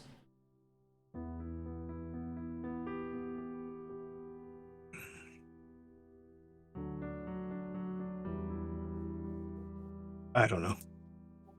Let me answer I hope so. Let me answer that question for you. Who fucking cares? You're so stuck on this form of neutrality. What a silly notion. No one gives a shit. You have a will that you want to enact in the world. You want a place where people can go to learn, to share knowledge, to leave something behind but never take anything with them, which is the same basic tenets of this library. Yes, other people thought of it before you because there have been a nearly infinite number of people before you. But it is people like you, and those in the future that will be like you, that wish to maintain the status quo of this beautiful library. And not just that this library is beautiful, but the concept that it represents. If that is what you want to do, then I will help you. It is not difficult to do. It is difficult to maintain. It is difficult to be convicted in that sense. I am the keeper of this library. As you may or may not have noticed, I certainly have my own biases. And yet this is still a neutral place. You would be the keeper of your library. Whether or not there is a door there is laughable as to its meaning of alignment or neutrality.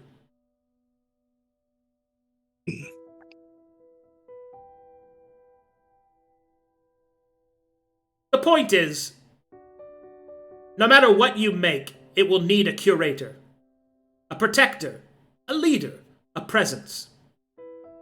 It will need something to govern it. And if that is something that is not within your definition of neutral, then you should abandon the project altogether and focus on something else.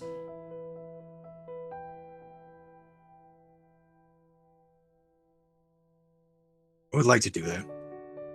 Then do it!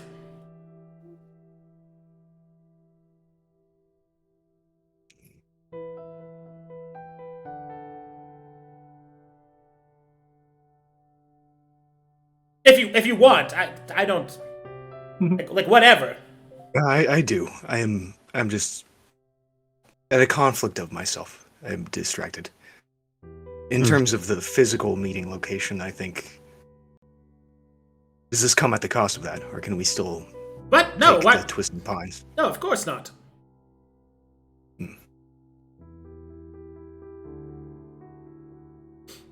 Do both. Your stone can only hold so much. And of course your stone will need a place to be anchored to, in order to not be lost in the astral sea once you start adding more weight to it. And to also protect it from parasites. Ugh. Believe me, you don't want to have to purge your extra tenuous realm of soul leeches, or even worse, refugees. I hope not. Nothing more Hopefully the unsatisfying. refugees can...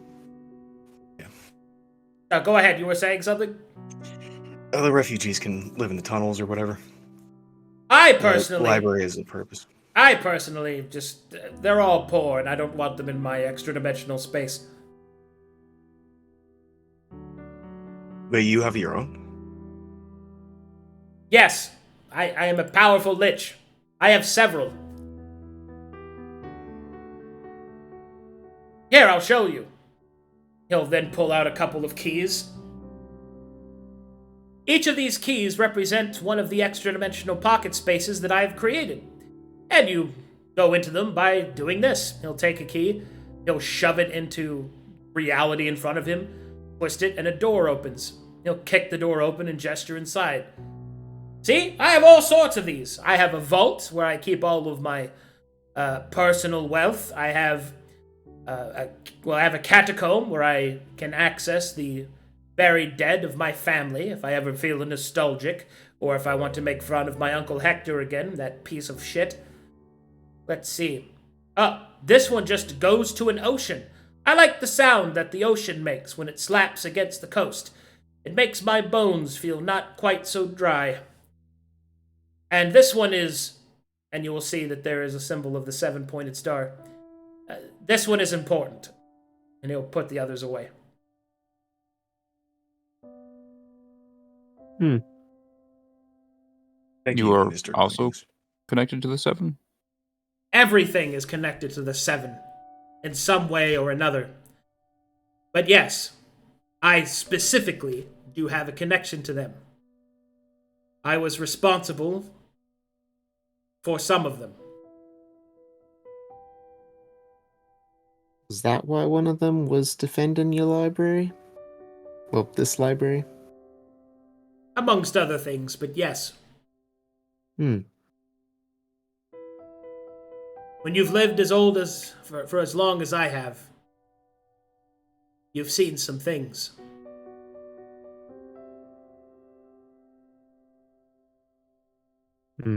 Well, I propose a pausing on creating an undead apocalypse army and taking the grove.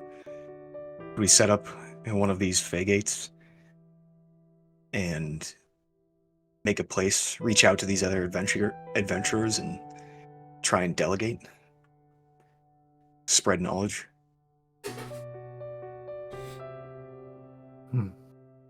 Sounds sensible. If you'd like, perhaps I could add a helping hand to this endeavor. I think that you should go to see a man named Lord Everfrost.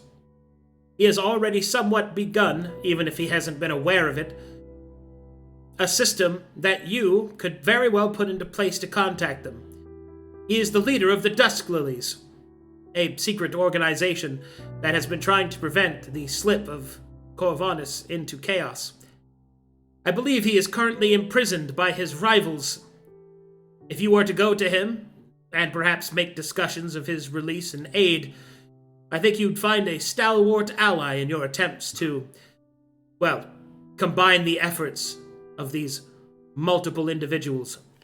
I've heard that name before. Lord Everfrost. He's Lord of where? He is one of the Lords of Saphira. It's not far.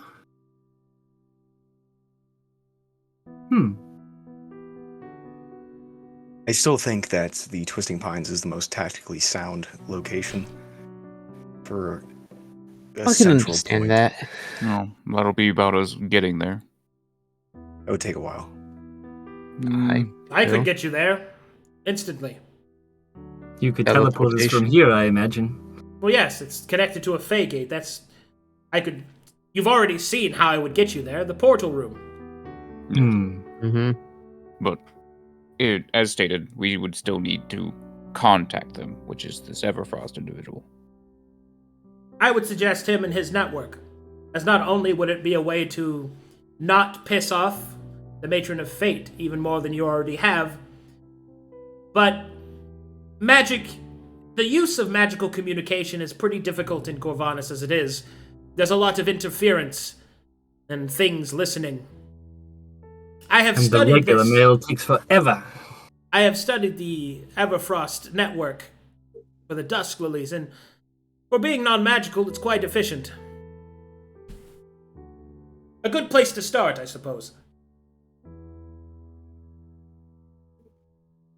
The path would be we start with Lord Everfrost to get the word out, make mundane contact with. I would also suggest to release him from prison, but yes. We could do that. All right. You want to put together Well, hold on. I interrupted him. Continue, sir. What I'm thinking is, we release Lord Everfrost, uses mundane methods of contact to get in touch with available travelers, then head to one of the Fey Gates. I'm still leaning towards the Twisting Pines, but I suppose any would do if push comes to shove, and then build a point where we can like give out acorns, talk to people, figure out who can do what. Do we have time to do that?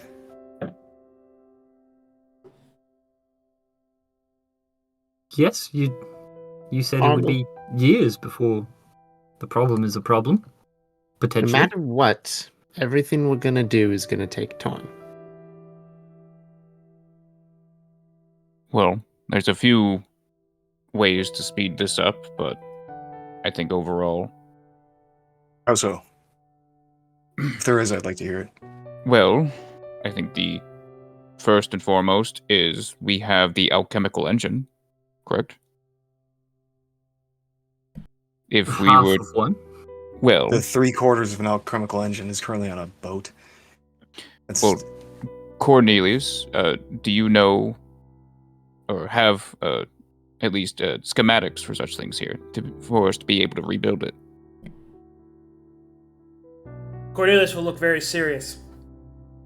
Yes, but I will tell you this, that if you try to introduce that kind of technology to Corvanus, you're going to piss her off. And I don't mean like, oh, I put my thumb in her pie and laughed at her stupid face. But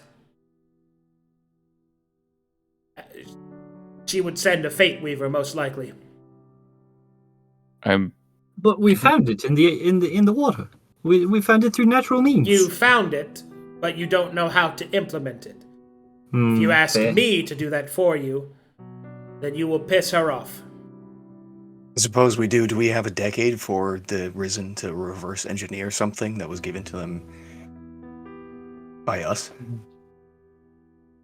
Well, perhaps not the Risen, but Saphira? This individual with the...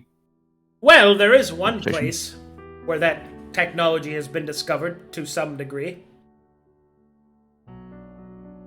In one of the vassal lords of Lord Tai in Haikyo, they somehow stumbled upon a piece of machinery and recreated a fairly advanced forge. Perhaps, if you combine your efforts with the master craftsman there, you may be able to create something out of it. As it There are just so probably happens, those in Saphira who... Sorry. There also happens to be some traveler souls amongst them. 2 birds with 1 stone. There are probably those in Saphira who already know how to reverse engineer this, or maybe could easily figure it out with knowledge that we don't possess, people from Calcatesh. The problem is the time it takes to build these things. I think that's what he was talking about in Haiku. Is they would be able to repair it easier, but the schematics needed would be harder. Each of those parts are extraordinarily intricate. It would take us years of focus just to understand how it works and to recreate it. A flying ship, maybe an engine or something seems feasible, but...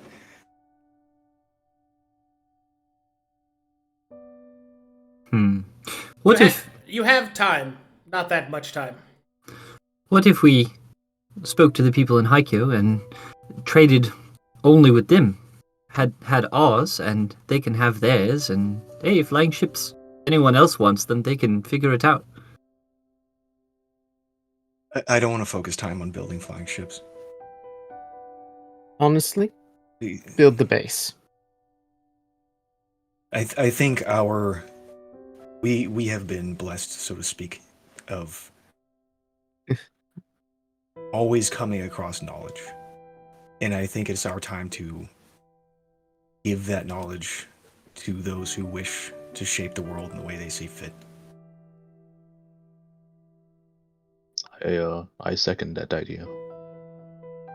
I think a This- base is what we should make a hub. Kind of Probably. squints her eyes and nods. That way we don't have to The word. start a zombie apocalypse, even though it might work. It'd be a good idea. And that might just be a problem that we can solve once the threat of the ancients and Matheria are dealt with. My only worry is that if we keep doing this, reaching out, gaining assistance and help, we're not assisting ourselves. We're not gaining for ourselves, and we are going to stay at a stagnant state, but getting a lot of assistance. Assist You need- ourselves? What does assisting yourself look like? Didn't you come on this adventure to get stronger so you can face your mother or something? How does assisting ourselves mean anything? No man is an island. We need people. I didn't say I'd banned any of you. Oh, hold on. What did you just fucking say? I said no man is an island. Well, obviously not. They're a person, not a landmass. I just I meant- ignore. What a I stupid mean, like- halfling saying. Please continue. Fine, halfling saying. Look, Cornelius, would it be possible for me, and he points to the other two undead, to be able to commandeer this spire for our own purposes? What, like a loan? Like, take it. Well, with the rest of Force. us companions, yes. Ugh. A tall order, Sonny.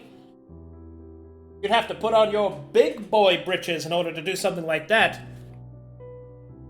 You'd have to be ready for the long haul. You'd have to be ready for the backhand. The real shamaroo. That's a major dungeon and campaign segment. But it's possible. And this Would that would, do anything? what would this mean for us if we were to be able to harness it? I don't know. Who knows? All kinds of things. I don't know exactly the nature of the necromancy. I can only tell you from what I've seen as an observer, from what you've shown me, and from what the library is not omniscient.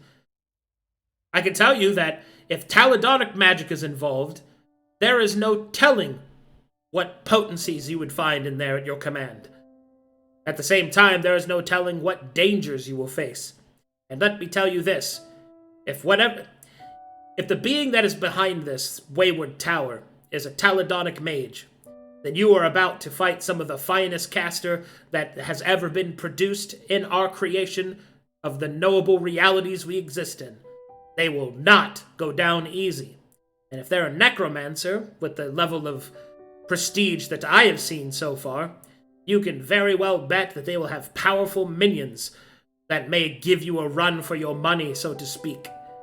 But if you are successful, and that power should become yours, well, there's no telling what you could accomplish with that.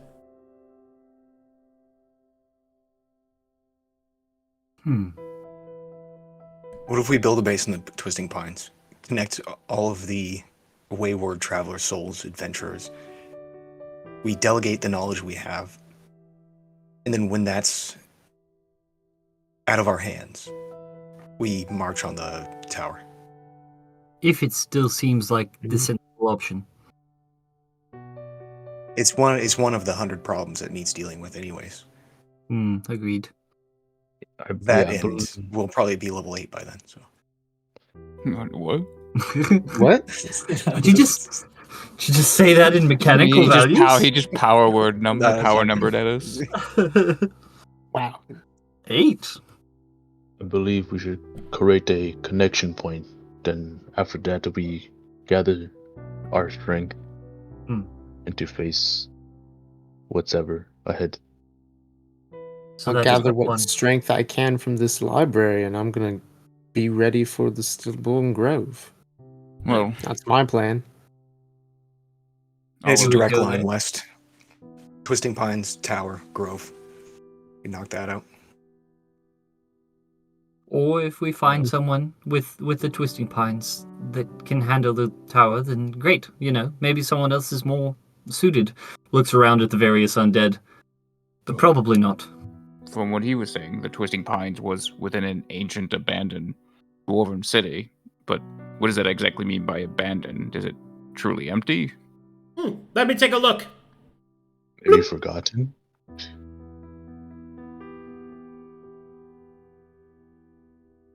What'd you say, Chrome? Oh, I said maybe forgotten. Yeah. Oh, okay. Maybe Forgotten it was a and forgotten abandoned. city. Aha! I see what you did there. Cornelius will do a quick divination, and he will start to cackle and rattle his bones. Oh, that is a lot of Metharians. Ah. Oh my! A lot of zombies for Gruul. It seems that there was a dwarf there trying to reclaim it. Ooh, some traveler souls are involved, although they seem to have fled or changed relevance. Yes. Oh my. Yes, that dwarven city has been conquered by Metharia and is currently being repurposed for the Great War Machine. Ooh, in just a few Is years. fallen? Well, it's not fallen yet, but if they get this place up and running, it will most certainly fall. Mornout loses a war on two fronts, I think. Indeed. I should also mention that although they haven't discovered it yet, if they discover the Fey Gate, that's very well possible that the Metharians will gain access to the whole gate network. And who knows what righteousness they'll get up to. That's annoying. What do you feel about killing all the Metharians, turning them into Gruul zombies, and then having a force rebuild the city, or just take the city, the gate, delegate, and then head westward? Well, we can't have them taking control of the Fegate system. If we're going to be using that, we need them out of the way. So I'm for it. Very solid. I wouldn't mind Problems. cutting down a couple of them. Well, I see no reason not to stop them from taking Mornhell, taking out a large portion of their forces. And we owe a lot of, I don't know about we, but a bit of my heart does rest with Mornhow, as well as the Dusk Lilies. I'm looking at it from a purely mechanical reason. If the church has control of the Fegates, we won't be able to use them. Not that we won't be able to, we just won't be safe. We're never safe. But at least this is a known quantity. And if you know anything about the Church of Metheria, they're going to stick their noses in anything that seems slightly off. We will seem quite off walking up with undead and whatever else. Aye. It's not one problem, it's another. I for one, have no problem with a stronghold that's effectively run by a lich and covered in undead, as long as they're not fighting strangers. Or us. Oh, we definitely don't know about the Lich thing, Marlowe, remember? Definitely don't know about it. Oh yes, we don't know. Wait, did Swig do that in secret? Yeah. Oh shit, yeah, never mind. No, I didn't. I An tell them. undead, an apocalypse zombie. It's kind of just right over there, you know.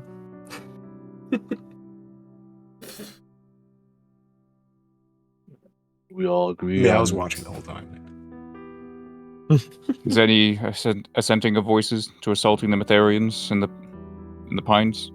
Sounds like the most logical. It's what we need to do in order to set up our base. Sure. Base, next step. So now we need to learn anything we can in this library before we go that will help us with that. Well, do we want to contact this Lily person first or second? I fears if we go there to Saphira, our travels upward would take a long time. Yeah, but Unless we ran over to Helilox and then used the Fae Gate there, boom, up to the Twisting Pines. We still have to get to Helilox. It's not that far. Would be a shorter travel. How much money do we have? Can we get a wagon from Saphira? I think breakfast I should be have- capable of 92 gold. pulling a cart. I have 1,056 gold. Oh, we could definitely rent or purchase a cart, I'm sure. Rent. It's 200. What, do you want to keep it? Practically, yes. Well then, it's an option. Well, I Can you hope the make the gainer horses is on? to.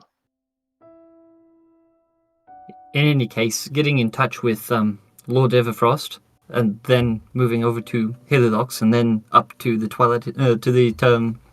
Twisting Pines seems relatively. And if we take the gate, I can imagine that would be a bit more of a flanking position instead of attempting to assault them from the front, which they most certainly have enforced first. Oh, okay, so secure the Helilox gate, use that gate to get to the Twisting Pines gate. Yes, And then for, attempt to for flank speedy the travel. Metharians. Do we have time to do that, though?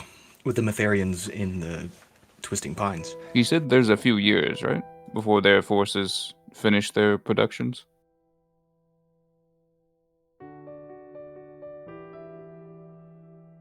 Was that a question to Cornelius? Yes, Mr. Cornelius. Sorry, I wasn't. What? How long until the Metharian forces finish their preparations? Well, let's see.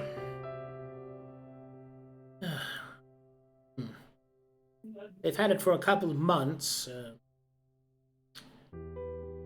It seems they're still clearing out the nascent creatures that still linger there.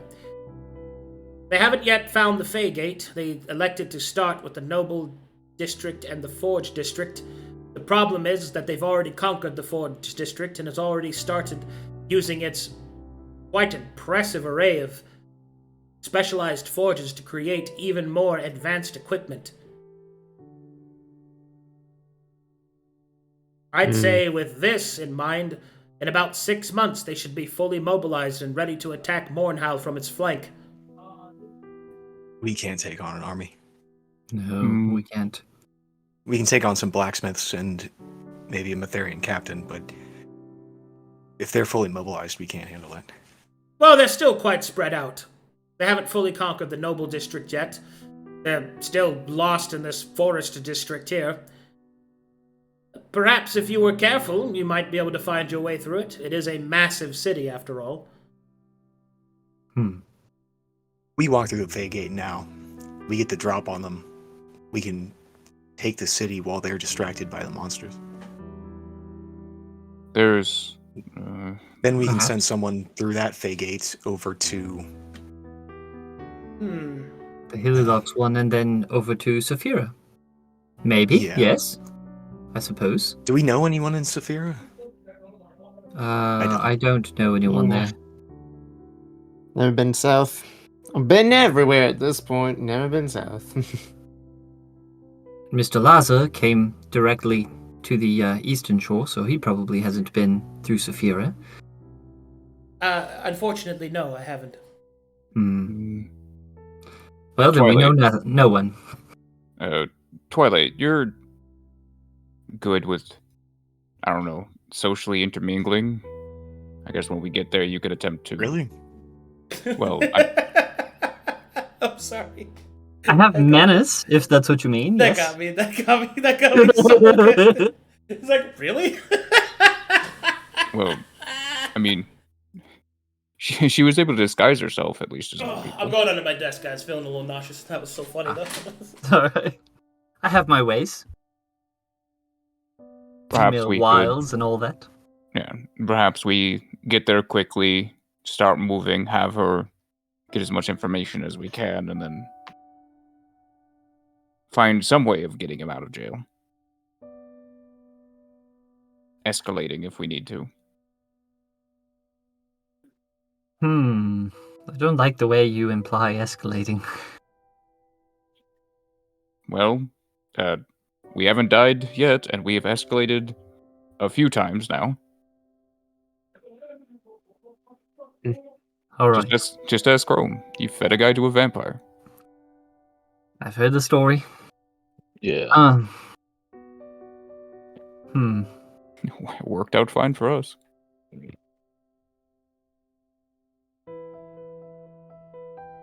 So we're airdropping on some Mytharians, and then using the gate, and then going from there. That sounds good as well, honestly. That would be probably quicker and easier, just to land on the Mytharians, then take the Waygate back, and then acquire the individual in jail. Who do we want to speak to while we're here? You want to try and contact that druid again?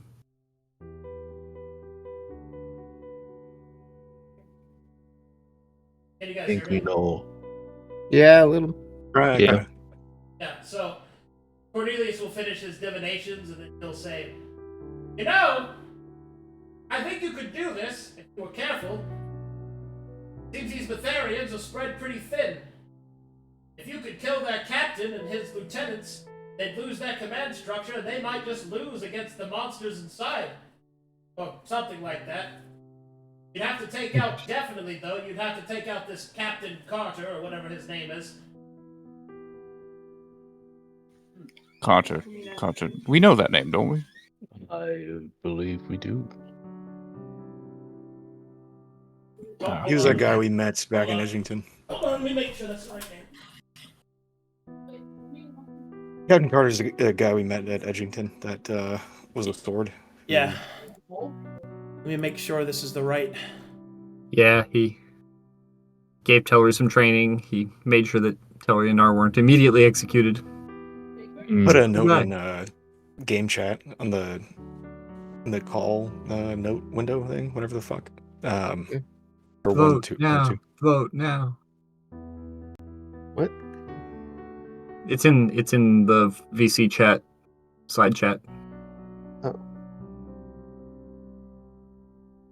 Pines. Yeah, it looks like we're voting Pines Pretty, first. pretty unanimous. Yeah, it is Carter. All right, good. Just wanted to make Yeah. sure. Yeah. Captain John Carter. Captain John Carter. All right, good. Okay. Well, yeah, it looks like we're going Pines. Flank the Mytharians, kill them all, take the city. Then start delegating. One of those will be sending someone to Helilox, and then Refrost. Good plan. I guess we suit up the best we can here. And fight the captain.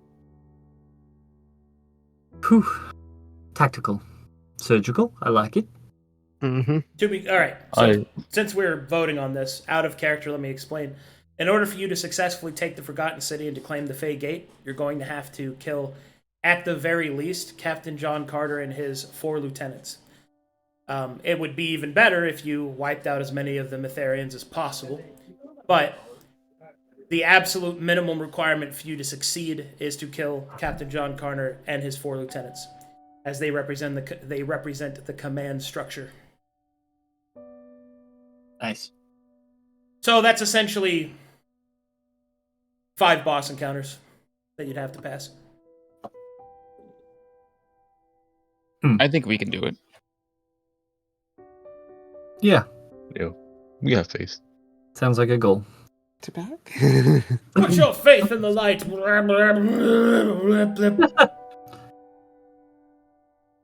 I'm down for boss encounters. Assuming that, like, this is all out of character, but assuming that the tower is like horde encounters, I think knocking these guys out, we could probably do pretty good. Yeah. We shouldn't be too much of an issue. Yeah. Maybe there and then, but And we don't always have to run in. We can be subtle. There's always subtle solutions. I think we should just shoot him in the head with a rock, and then move on to the next guy. Rock. Yes. that's ideal. Well, one thing to keep in mind, the more that I'm able to kill, the more forces we have to throw at the rest of them. Indeed. And that will be useful to a certain degree. But the moment they start killing things, then we may have a problem on our hands. Well, I have command over the ones that will have command and so forth and so down, and if it starts getting too high, I can start commanding them to, rip each other limb from limb. Yes. Good. A tool is only useful so long as you can control it. Agreed. All right then. Well, suppose I shall start studying anything combat related if we're going to be fighting people. Aye. Where's your compass pointing you?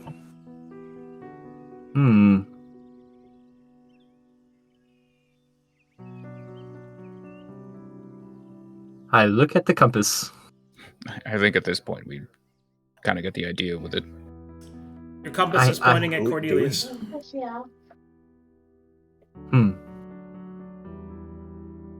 Still here.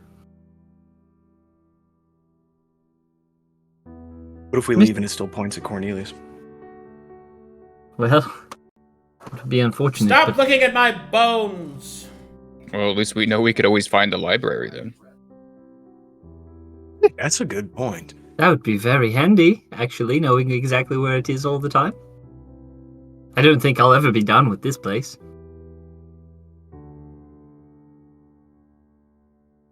What? What? Oh, no, don't worry. No, this place shifts where it is. So it can never be taken, conquered, whatever. Yes, I think you might have a halfling crawling after you because you're technically its heart's desire at the moment. Not the first time and won't be the last time. Same, brother. It can't be him. It's surely something he knows. Whatever keeps you sleeping soundly at night. You're not the first lady that has looked upon my well-polished bones and wondered to herself, my word, I wonder how virile that skeleton really is/was. Well, let me tell you this. I've got more than just spare asses in my cloak. She politely lets you finish. You're saying effectively that you have a collection of flaccid severed penises in your jacket? Well, if you say it like that, that doesn't sound nearly as enticing. Doesn't sound nearly enticing at all. Also, they're never flaccid, my boy. Mr. Cornelius, whose funeral is happening at my family's estate? Oh, yours. How are they... That's why I thought it was so funny. It is very funny, as I am quite not dead. I'm probably one of the least dead people in this entire building. And yet, here we are, having a funeral at your family estate. But why? Why? They reported you dead. They probably think you're dead. I mean, why else would they throw a funeral unless they thought you were dead? How is this that difficult? I understand. Do you have spatial awareness? It's just a puzzle. I'm only mildly intrigued.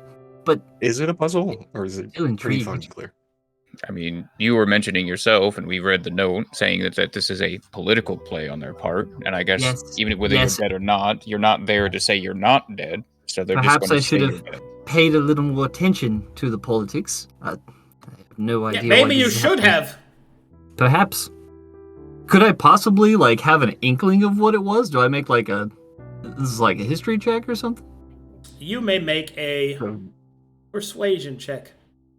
Oh, wait. No, I'd say insight? Insight. This would be insight, yeah. Okay. I'd say flat intelligence at disadvantage.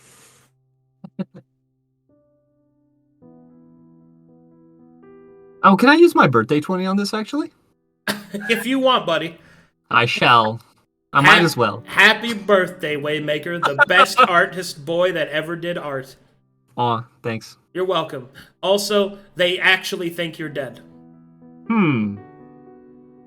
There's no telling how many attempts at political finessing that would put this into a position, such as the breakdown of the Lantern Bridge alliance that your family was going to have, the political position that puts both of them in.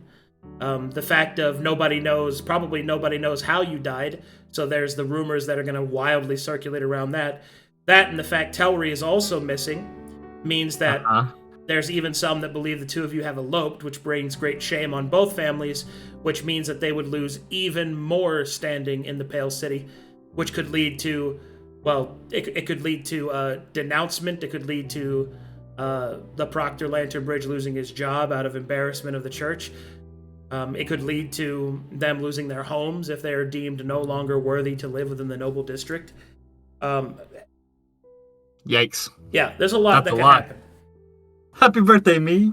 Happy birthday. Have some trauma. Excellent. I love it. I love trauma. Trauma, great. Some trauma. How much of these rumors and things would Ginny know? Well, unfortunately, her thoughts are filled of Marlowe, so... They definitely That was my insight roll, baby. Yeah, what's gonna happen to Janie when they figure out about it? No. Nice. Yeah. Huh. Wait. Well, but yes, we'll have to see what happens on Jenny's side. What a terrible mess. Nice. Well, where is the best place to learn about fighting styles and such prestige classes and so on? Yes, I get it. All right, shut up. Next episode. Good. Yes, that's next session. You fucks. Yay. Well, I mean, I guess we could talk about it now. You've decided which direction you want to go. You've answered your questions. We could talk about... sorry, I'm still Cornelius. I don't know what's... we could... Sorry. I love role-playing him, by the way. Yes, an amazing so cool. Character. Yeah, what prestige classes you guys want? Well... Any thoughts given at all? Yes. Definitely. I have so many. It would be helpful to know what you guys were leaning towards, so I could make certain preparations. I am definitely leaning. Yeah, go ahead, guys. I was waiting on the Bear Lord Siege, as this was an option. I believe I made that already. The Barrel Lord? Yeah. The regional? Yeah, I think so. Maybe it's named something different. I didn't see it.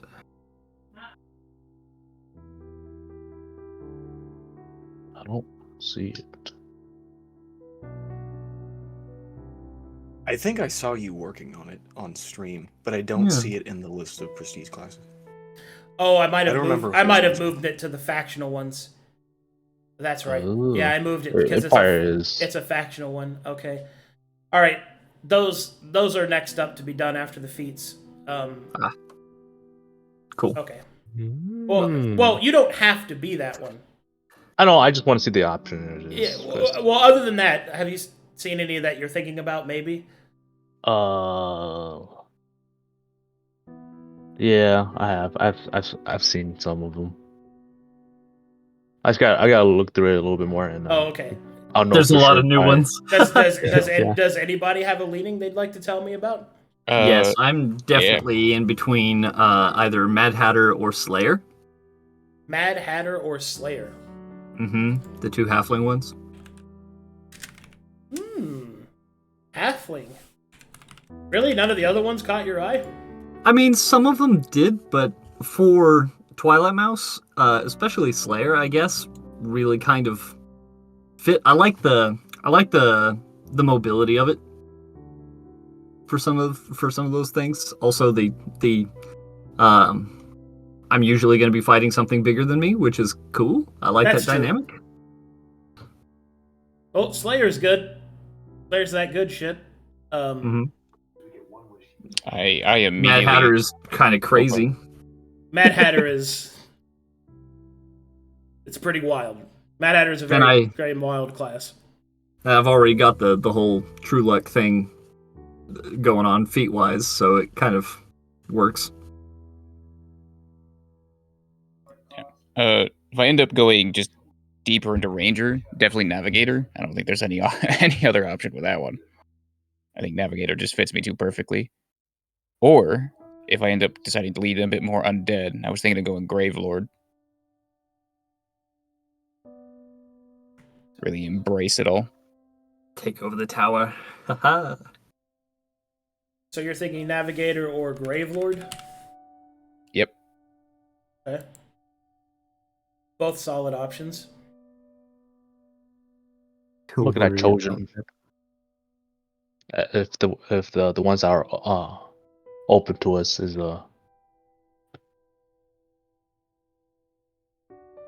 What'd you say, Chrome? the one that's the Free City Chosen. Oh, Chosen Fighter? Yeah. Mm-hmm. Chosen Fighter is one I thought you would actually take. Yeah. I'm looking at that one right now. Ooh, a lot of glory. Glorious. I was hoping this session I could deform breakfast into a fucking horse or some shit. What? He's so cool as a pig. No, like a variant. Like he changes whatnot depending on what I want. Anybody else have some leanings? Yeah, I can go. Sure. I have two like Marlowe tree paths. I think both of them they both will be Aryamancer. So I think I'm definitely taking Aryamancer. Okay. Main one is songs, which is why I was asking about the sage songs and stuff. That might be like, hey, do you have an extra 9th level spell laying around? I don't know how, fucking crazy that is. But yeah, the song aspect of Marlowe, definitely Aryamancer, learning songs and shit, or here. And then the other is like this historian. There's many different ones that learn songs. It's not just Aryamancer. Yeah. The Troubadour and the Aryamancer are both very. And Shadow One Singer. is like the Wanderer. Shadow Singer also learns songs. Shadow Singer is very shadowy, though. I don't know if I could adopt that. Oh, that's true. Yeah, I guess that is true. Yeah. And not rock based, yeah. The two that would fit Marlowe best, I think, are Troubadour or Aryamancer, and one is more of a wanderer, like not mundane, as in the. I know what you mean. It's non-magic based, yeah. Yeah, non-magic based. The other one is magic based, and I have some cool shit planned for sticking songs together and stuff. Okay. I'll rewrite a bunch of them. I think Aryamancer is great. So. I'm a fan. I like it a lot. The other shit is all history related, and talking to Cornelius, and most of that isn't prestige class oriented. It's more character oriented. There's the bard. There's the bard wizard prestige class as well. The lore keeper. I like lore seeker on paper, but I don't. It doesn't feel like a lore seeker. It feels like an arcane seeker. Like, and a lot of the prestige classes don't have the like flavor stuff built into them. That's like ribbon abilities. Like the power budget isn't spent on like, oh, you can read books faster. It's very like combat oriented. So I was looking at that. I was like, I don't know if I would dedicate Marlowe's leanings towards schools of magic and being more scripturally arcane, so to speak. I kind of just want to throw rocks and learn more songs and store scrolls. All right. Oh man, I'm putting Orphaned One on the list as well. I keep looking at it and coming back out of it. It's all about halflings for you, isn't it? Well, I really like freaking halflings. I don't know. I don't normally play halflings, but in Arcadum games, I can't not for some reason. They're great. You've played a ridiculous amount of halfling. A lot of halflings. They're so cool. And one human. I think you just like that they have big feet. I did play one human in an arcade. Actually, I've played two humans. Volko was human too. Fair. And I played 3 characters that have all banged Telry's sister. In their mind. And Telry's dead. And Telry's dad. And Telry's dad. Anybody else got some Oh, leanings they want to egg tell leg. me? I've been looking over Primal Sorcerer, Primal Barbarian mix, Yeah, the primal. Yeah. and I really liked all the healing for Fire Scream. That looked like a lot of fun. Fire Scream's pretty sick. But It's- Fire Scream mixed with a Grave Lord would be a bad combo. Maybe just a little bit. Depends on Oh, the positioning, healing. No but- healing. Yeah, it would depend entirely on positioning as to how I will would tell combo. you, I suspected that you would take Fire Scream, Knarh, because it's very much the combat style that you've been portraying. I was originally leaning towards Primal. I was like, hit thing with stick, become Barbarian, hit better with stick. But then I saw Fire Scream and I was like, ooh, shiny. I haven't gotten the chance to look over all the regional ones. The only one There's a I did lot. get to look over was the Pestilencia Sorcerer option. And I feel like unless I had a method of switching some of the damage types for my spells to poison, it wouldn't fit with the build I'm going. That's fair. Flavor-wise, I feel like Flavor-wise, it's cool. Starscream and It well, reminds Starscream me and Pestilencia, of... you lean into like that damage type as a flavor, so to speak. Whereas I Yeah. feel like Primal, you can kind of go any direction with the way you take it with flavor. Yeah. Pestilencia Sorcerer reminds me I of the one suspect- back from Conflux. I suspected that you would take Fire Scream because you could use it as a mechanical representation of your faith, because you're still a very faithful character. I thought that'd be really cool to represent it that way. I've considered that heavily. It also reminds me of Knarh's first casting, Call the Fire Within Me. Yep. And I was like, oh, that would be perfect. It's just a really cool way to heal people too. I know, it does so much healing whenever you finally get into it, where you're just like, everyone has Stoke the Flames, and you trigger the Feed the Flames when needed to heal people more. Mm-hmm.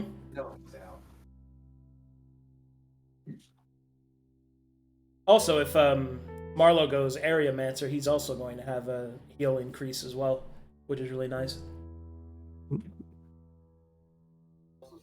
Mm-hmm. I'll have temper healing for you guys. I'm not gonna go healer though. I can spot heal if needed, like really badly, but I'd rather do like a reaction build. So Well, yeah. Well, I mean, pinpoint you reaction. get Hospitaler though, which means you have a natural like heal increase, which is nice.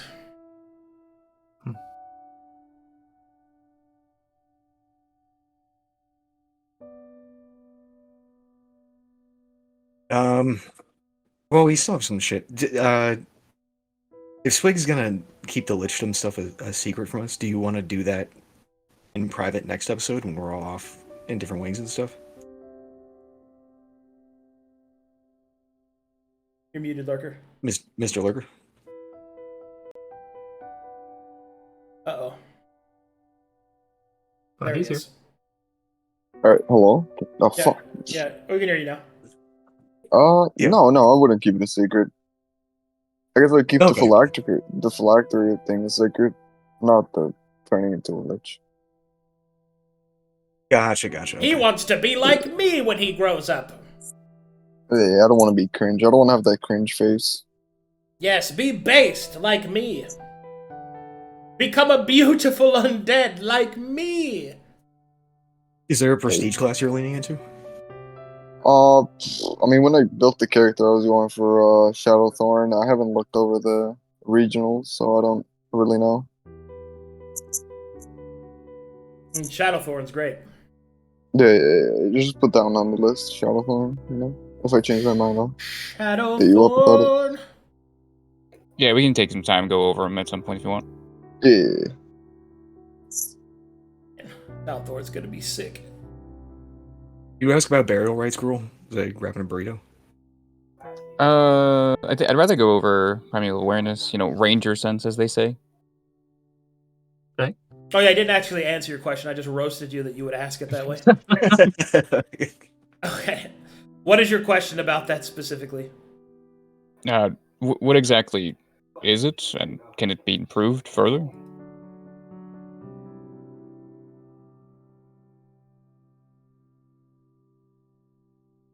It is your ability to listen to the calls and swirlings of life itself.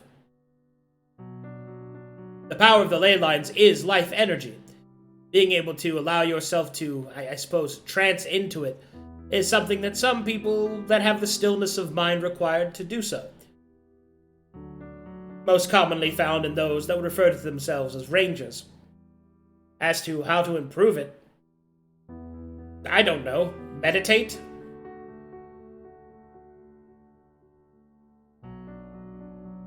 Is there any place on Corvanus that, I don't know, hunters' lodges, places that rangers and such knowledge would be kept? Or Probably, people? but I don't know where they are. Fair enough. So, essentially, I'm connecting to the ley lines and feeling the movement of life energy? Yes.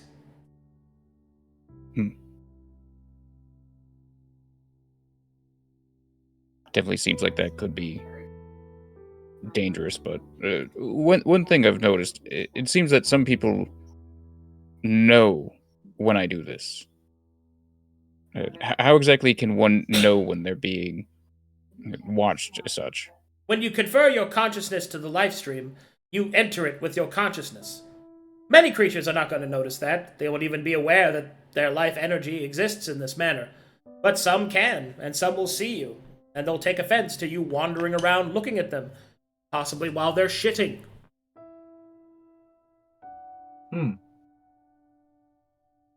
don't do that, Gruul. You don't watch us when we're, I mean, like, you do realize I don't sleep, but no, not when you go to the bathroom. Alright, I'm gonna have to step in here. That's a lie. You guys literally meet up in the bathroom. It is where you go to talk things out. That you are watched while you poop. Oh, yeah, I guess, yeah, we've all watched each other. There's no fucking way. We've all watched each other. There's no way, dude. I've taken a shower. I mean, a lot of us have watched Marlowe poop, but He's just pooping and smoking and talking about what to do next. we just kind of stand around and watch. Around and watch me. Well, we're not watching. I've we're known talking. you. I've known you for 2 weeks. No, we've Sad been watch on a me boat for a long time. It is called. I've the been on a poop boat deck. shitting. You've been on a boat watching me shit. Think about that. I know, it's the worst. Anyway. Do girls poop? It's a bonding experience. Or No, girls definitely never poop. it looks at Knarh. That is a lie. You should have seen some of the steamers this one's dropped.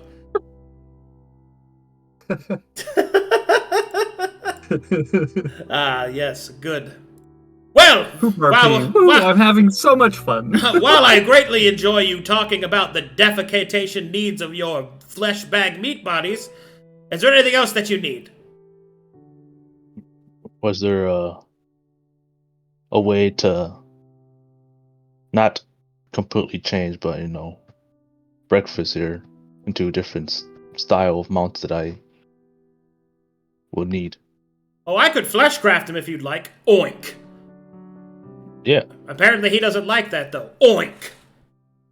I'll tell him, imagine it's tools to improve yourself. Breakfast will send you a mental image of a bunch of virgin, fucking weak, disappointing horses, and then a giant Chad warthog sex habit-looking mount. Not a horse, but give him wings. Oh. Well, you want to give him wings. Breakfast then imagines himself flying over all those weak, virgin horses and approves of this message. Oh, I could make him a Wartasis. A flying pig. Pigs will fly. No, a Pegahog. I could make him a Pegahog. Yeah, Pegahog.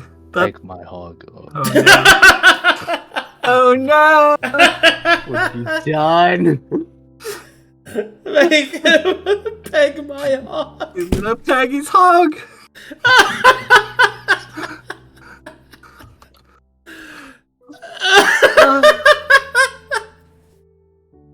Remember the days when I used to not know what that would mean. That hurt me. That hurt me deeply. I'm going to sit down. Chrome, quickly, call your pegahog. Oink. Yes. What kind of wings would breakfast like to have? He gets to pick. Cornelius will skeleton pog, and will start thinking of new, envisioning ways to give this giant hog wings.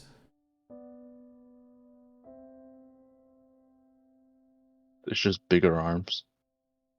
He just flexes into the air. He flaps his wings, but it's his arms. He's just flapping. He flexes so hard he flies upward. Oink. Oh, Cornelius. Yes.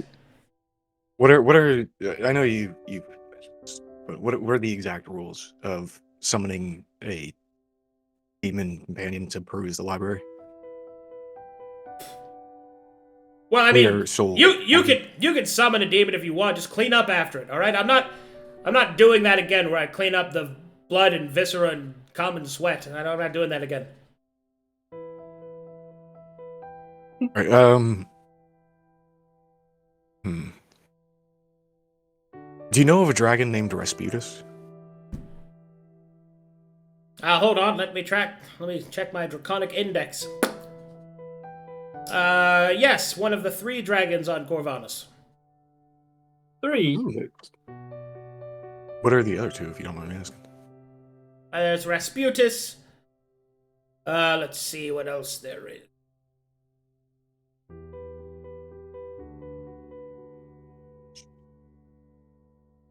Oh, that's interesting. One of them is stuck in human form.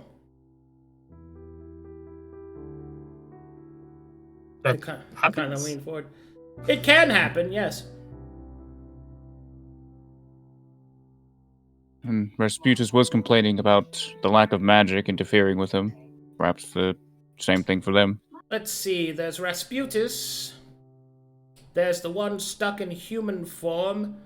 Let's see. His name is... He will, spread it out. Diddly bee buddy. Boom-bada gonna swim my barrel. I'll type it out in notes for you guys.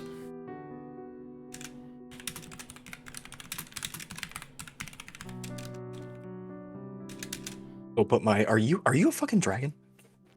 To ease. That candy shop owner, totally dragon. What? No, that old man. I have weird eclectic tastes, and I have a lot of candy, almost a hoard of candy. And I say He things did not. like, I say He things did not like, hoard don't linger in candy. doorways.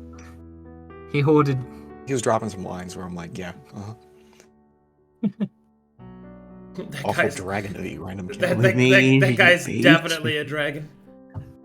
Come with me. Is he really? Basement.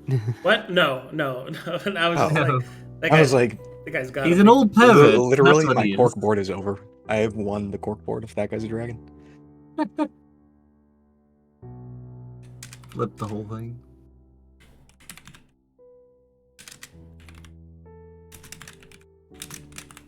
Marlowe's is just gonna summon Alucard. So like, here's the library of the 7. Don't open the blue book and don't break anything. Every time you say that, it makes Knarh want to open it just a little bit more. Dude, I'll shoot you with a rock. No You're cap. like, don't do it. You're like, don't do it. Making finger guns at you any moment now. It's like, it's blue. Blue is a nice color.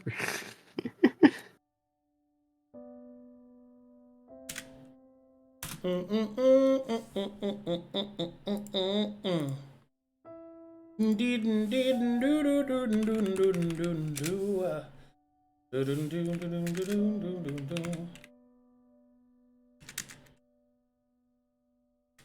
on, I'm checking something. Okay. Just making sure everything's correct before I make this major reveal. This is gonna shake some people. Matheria was a dragon. They're gonna get all shook. Place your bets. fuck. Place your bets. Yeah, Elrond. now it's our time. Fire, I called dragon. it. I fucking knew it. Shaps a dragon. It's the Shaps. guy. Shaps is a dragon. Lord Ty. Lord Ty is a fucking dragon. No, the old lady in Haikyuu. Yeah. Oh. It's Lord Ty. It's supposed to be placing All the bets knights. or something. Matheria's dad, which means she's half dragon. She's a bad dragon. Oh my god. Oh, are you saying that she's a half dragon goddess that's now trapped in a demon body? That She's a bad dragon bad. succubus. Yeah, you Bad are. dragon. God, She's sound like one of the She's a dark bad league dragon. now. Yeah, what he said. I bought one Yeah. of those just to hold it. I haven't done anything lewd with it. You just to hold it? Yeah, I just like holding it and thinking. If I say anything, if I say any words here whatsoever, Welcome to my whenever, life. Whenever combat is like super stressful and Runa's like, dude, I got my squish ball. Like we're getting through this. I'm like, I got my bad dragon. I'm just squeezing it. they make really good stress balls. Anyway, these are the three dragons. Putus. Kylos. I put it in your notes. Land. What? Oh my Yeah. That's funny. Nobody say it. Nobody say it. Nobody tell anybody. They don't say, oh goddamn, what mods? Delete it so the mods can't see it now. No, Wait, is number two? Do we All right. also know number two? All It's just right, a shifting of the names. there is Rasputus, who's a black dragon. There's Kylosan, and there is Lander. Rasputus is a black dragon, Kylosan is a silver dragon, and Lander is a green dragon. Lander Hightower? Lander? That's right. I'm Kylo-san. Is Kylo-san Kylos? Actually, I don't know if anybody. Oh well, yeah, well, if you're walking over Cornelius' shoulder, and you will see that one of them is stuck in human form, and that is Kylosan, who goes by the name of Kylos in human form. That was Oh a nice my guy who gosh. helped us. And Lander Hightower is a dragon who chooses to be in human form. And, well... Oh my gosh. So it's Man. like Suig in his ape form, essentially. Yeah. I hope the guy ties braces on. Wait, you were mentioning Kylos? I just sent you a picture. Yeah, it's Legend. the guy from the fucking zombie place. That was. Oh, it helped is us, that. Okay. yeah, Yep. with the, Died. uh, Yep. The depressing knight, whatever his name was. Yeah. Oh. Alright. I Wait, am very blind wait. dude. We know about blind that dude. guy. So we Yeah, we could... do. Wait, Yeah, so just when we fucking run go... So, wait, we could get another dragon assistant when we go Reeve's to... losing take her the mind tower? in chat, I'm Dude, sure. No, dude, we don't have a dragon assistant. We have a dragon that said Does not he'd save like us us. when our. What? Well, at least Kylos doesn't. What? Actually, no. Never mind. Never mind. Moving on. yes, so Rasputin is a black dragon. Kylosan is a silver dragon that is stuck in his human form of Kylos. And Lander is a green dragon who has chosen to take on the form of a beautiful man known as Lander. He's so beautiful. There's not the hidden fourth dragon though, the candy shop owner. But we'll get to him later. Look at him. I'm gonna stop fucking around. Summon Alucard. Okay. Tell him to enjoy the chromatic library. Don't break anything, and don't read the blue book. All right, he'll That's do it. just that. Spreading knowledge.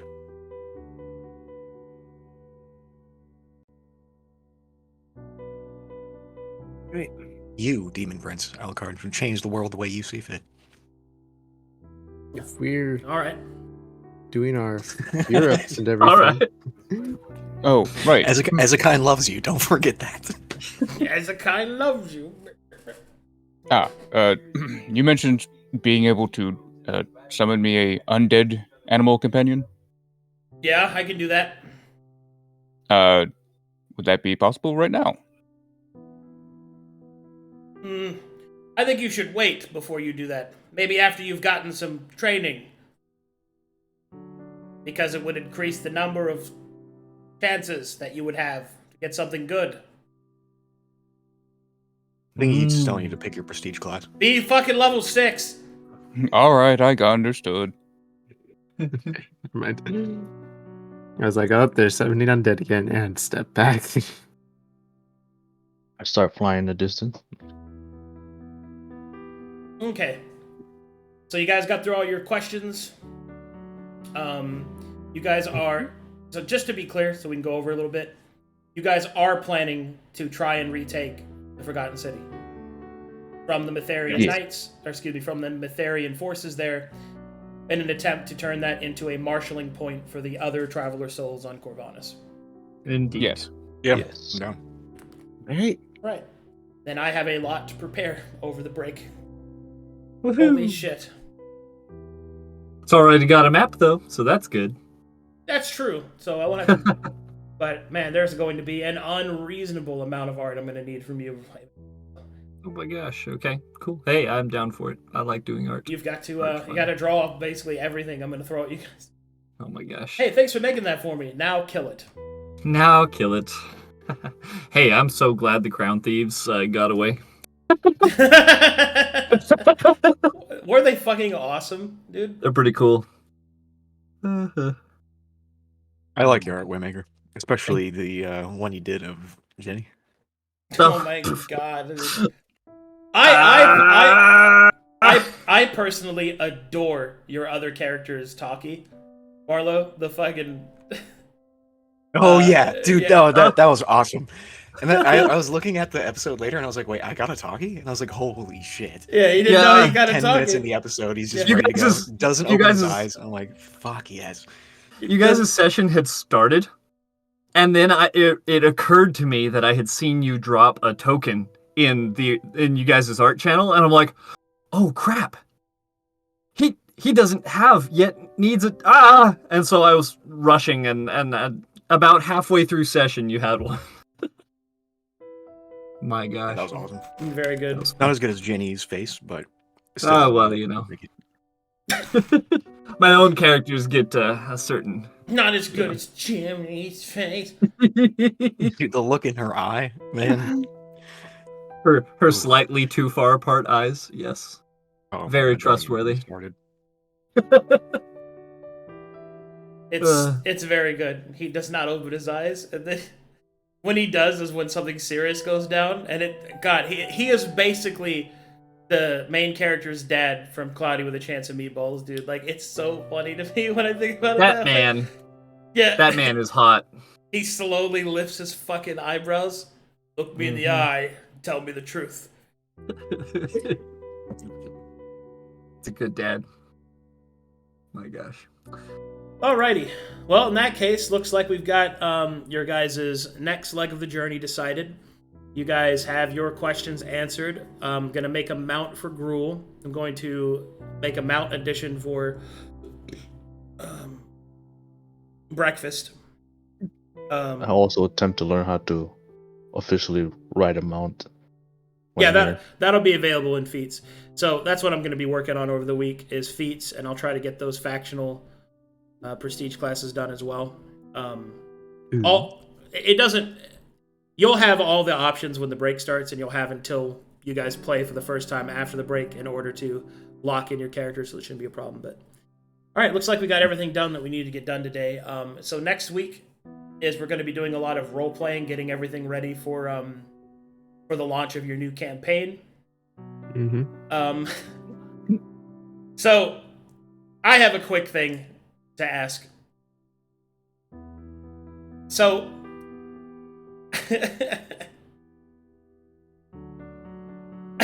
sorry, I don't know why this makes me laugh, but I want to make sure you guys are okay with this title. I want to call it Sagas and Solace, The Forgotten City. Like, like Oh just, no! Yeah, just make that the subtitle. It's I don't know, just Arcadum, that feels Saga- a little cursed. Sagas and Perhaps. Solace, The Forgotten City. Don't put that evil on me, Ricky Bobby. Don't you put that evil on me, I Ricky like Bobby. it. Don't you put I that like it evil until on I'm like, that was a thing. But But if I'm like, in my head canon, I'm like, this is a new chapter. Forgotten City's a good name. me. New Wait, channel. look, we ain't running away, all right? We shoot that ballista, Just- we're running in, all right? Just call it Lost and Found. I actually thought about that one, but I think what I'm gonna go No, with. that's. What'd you say, Marlowe? No, I was saying that's to be a direct jab is like bad taste. yeah. What I think I'm gonna do is, I have to think of it. There's a couple of names I wanted to try, like, Sagas and Solace Gatekeeper was one I was thinking of, which would be pretty cool. that sounds pretty sick. Um, We got a spoof title, Sagas and Solace, Lost Cities and Communications. no, that had Wait, to be are the we- main title. That had to be Cities. cities and communications. Are we going to a city and making communications? More like you're assassinating a bunch of key military figures, but sure. That's Your time. Communicate it's with your about- crossbow, It's girl. about sending a message. I Oh like wait! the Oh my god! I nations. just thought of it. Oh, I know. Oh man! Inspiration hit me so hard. I'm gonna call it Sagas and Solace: The Twisted Verse. Oh, I like That's that sick. so much. Kinda That's so cool. sick. We'll do that. Yes. The Pines, Twisting Twisted Pines. Verse. It's chorus, a song, and I like the Twisted Verse. It flows well from the Whispering King to Twisted Verse. Yeah. Track 3. Track 3. Alrighty, well, good session, guys. Very good. Yeah. Oh, sevens. Next All week, right. tons of Wait, upgrades. what did you say? Sevens? Oh, sevens. It's like the salute. Oh, okay. Oh, 07. Ah, I see. Yeah, okay. Sorry, I'm a little too old. I'm too dated for that. There, buddy. Oh, I see it. You know Head who Dua tats. Lipa is. we do now. Luke, we do now. Thank This fucking fan art, dude. We have some. I really don't know why you don't shitpost more, Luke. You're up there with like Civimet, dude. Like it's perfect. It's time. Oh my If I'm watching stream, I'm like, yeah, man, I can make something fucked up. This is the only fan art, and it's reincarnate. Oh, there was one that he posted before also. There was. Did I miss it? Oh, hold on. Oh yes, of course, Dua Lipa. Mr. Oh shit! Yeah, I posted that ahead of time. You did. Mr. Cornelius. I'm afraid some things I can't leave behind. Oh my gosh. Look at her eyes, dude.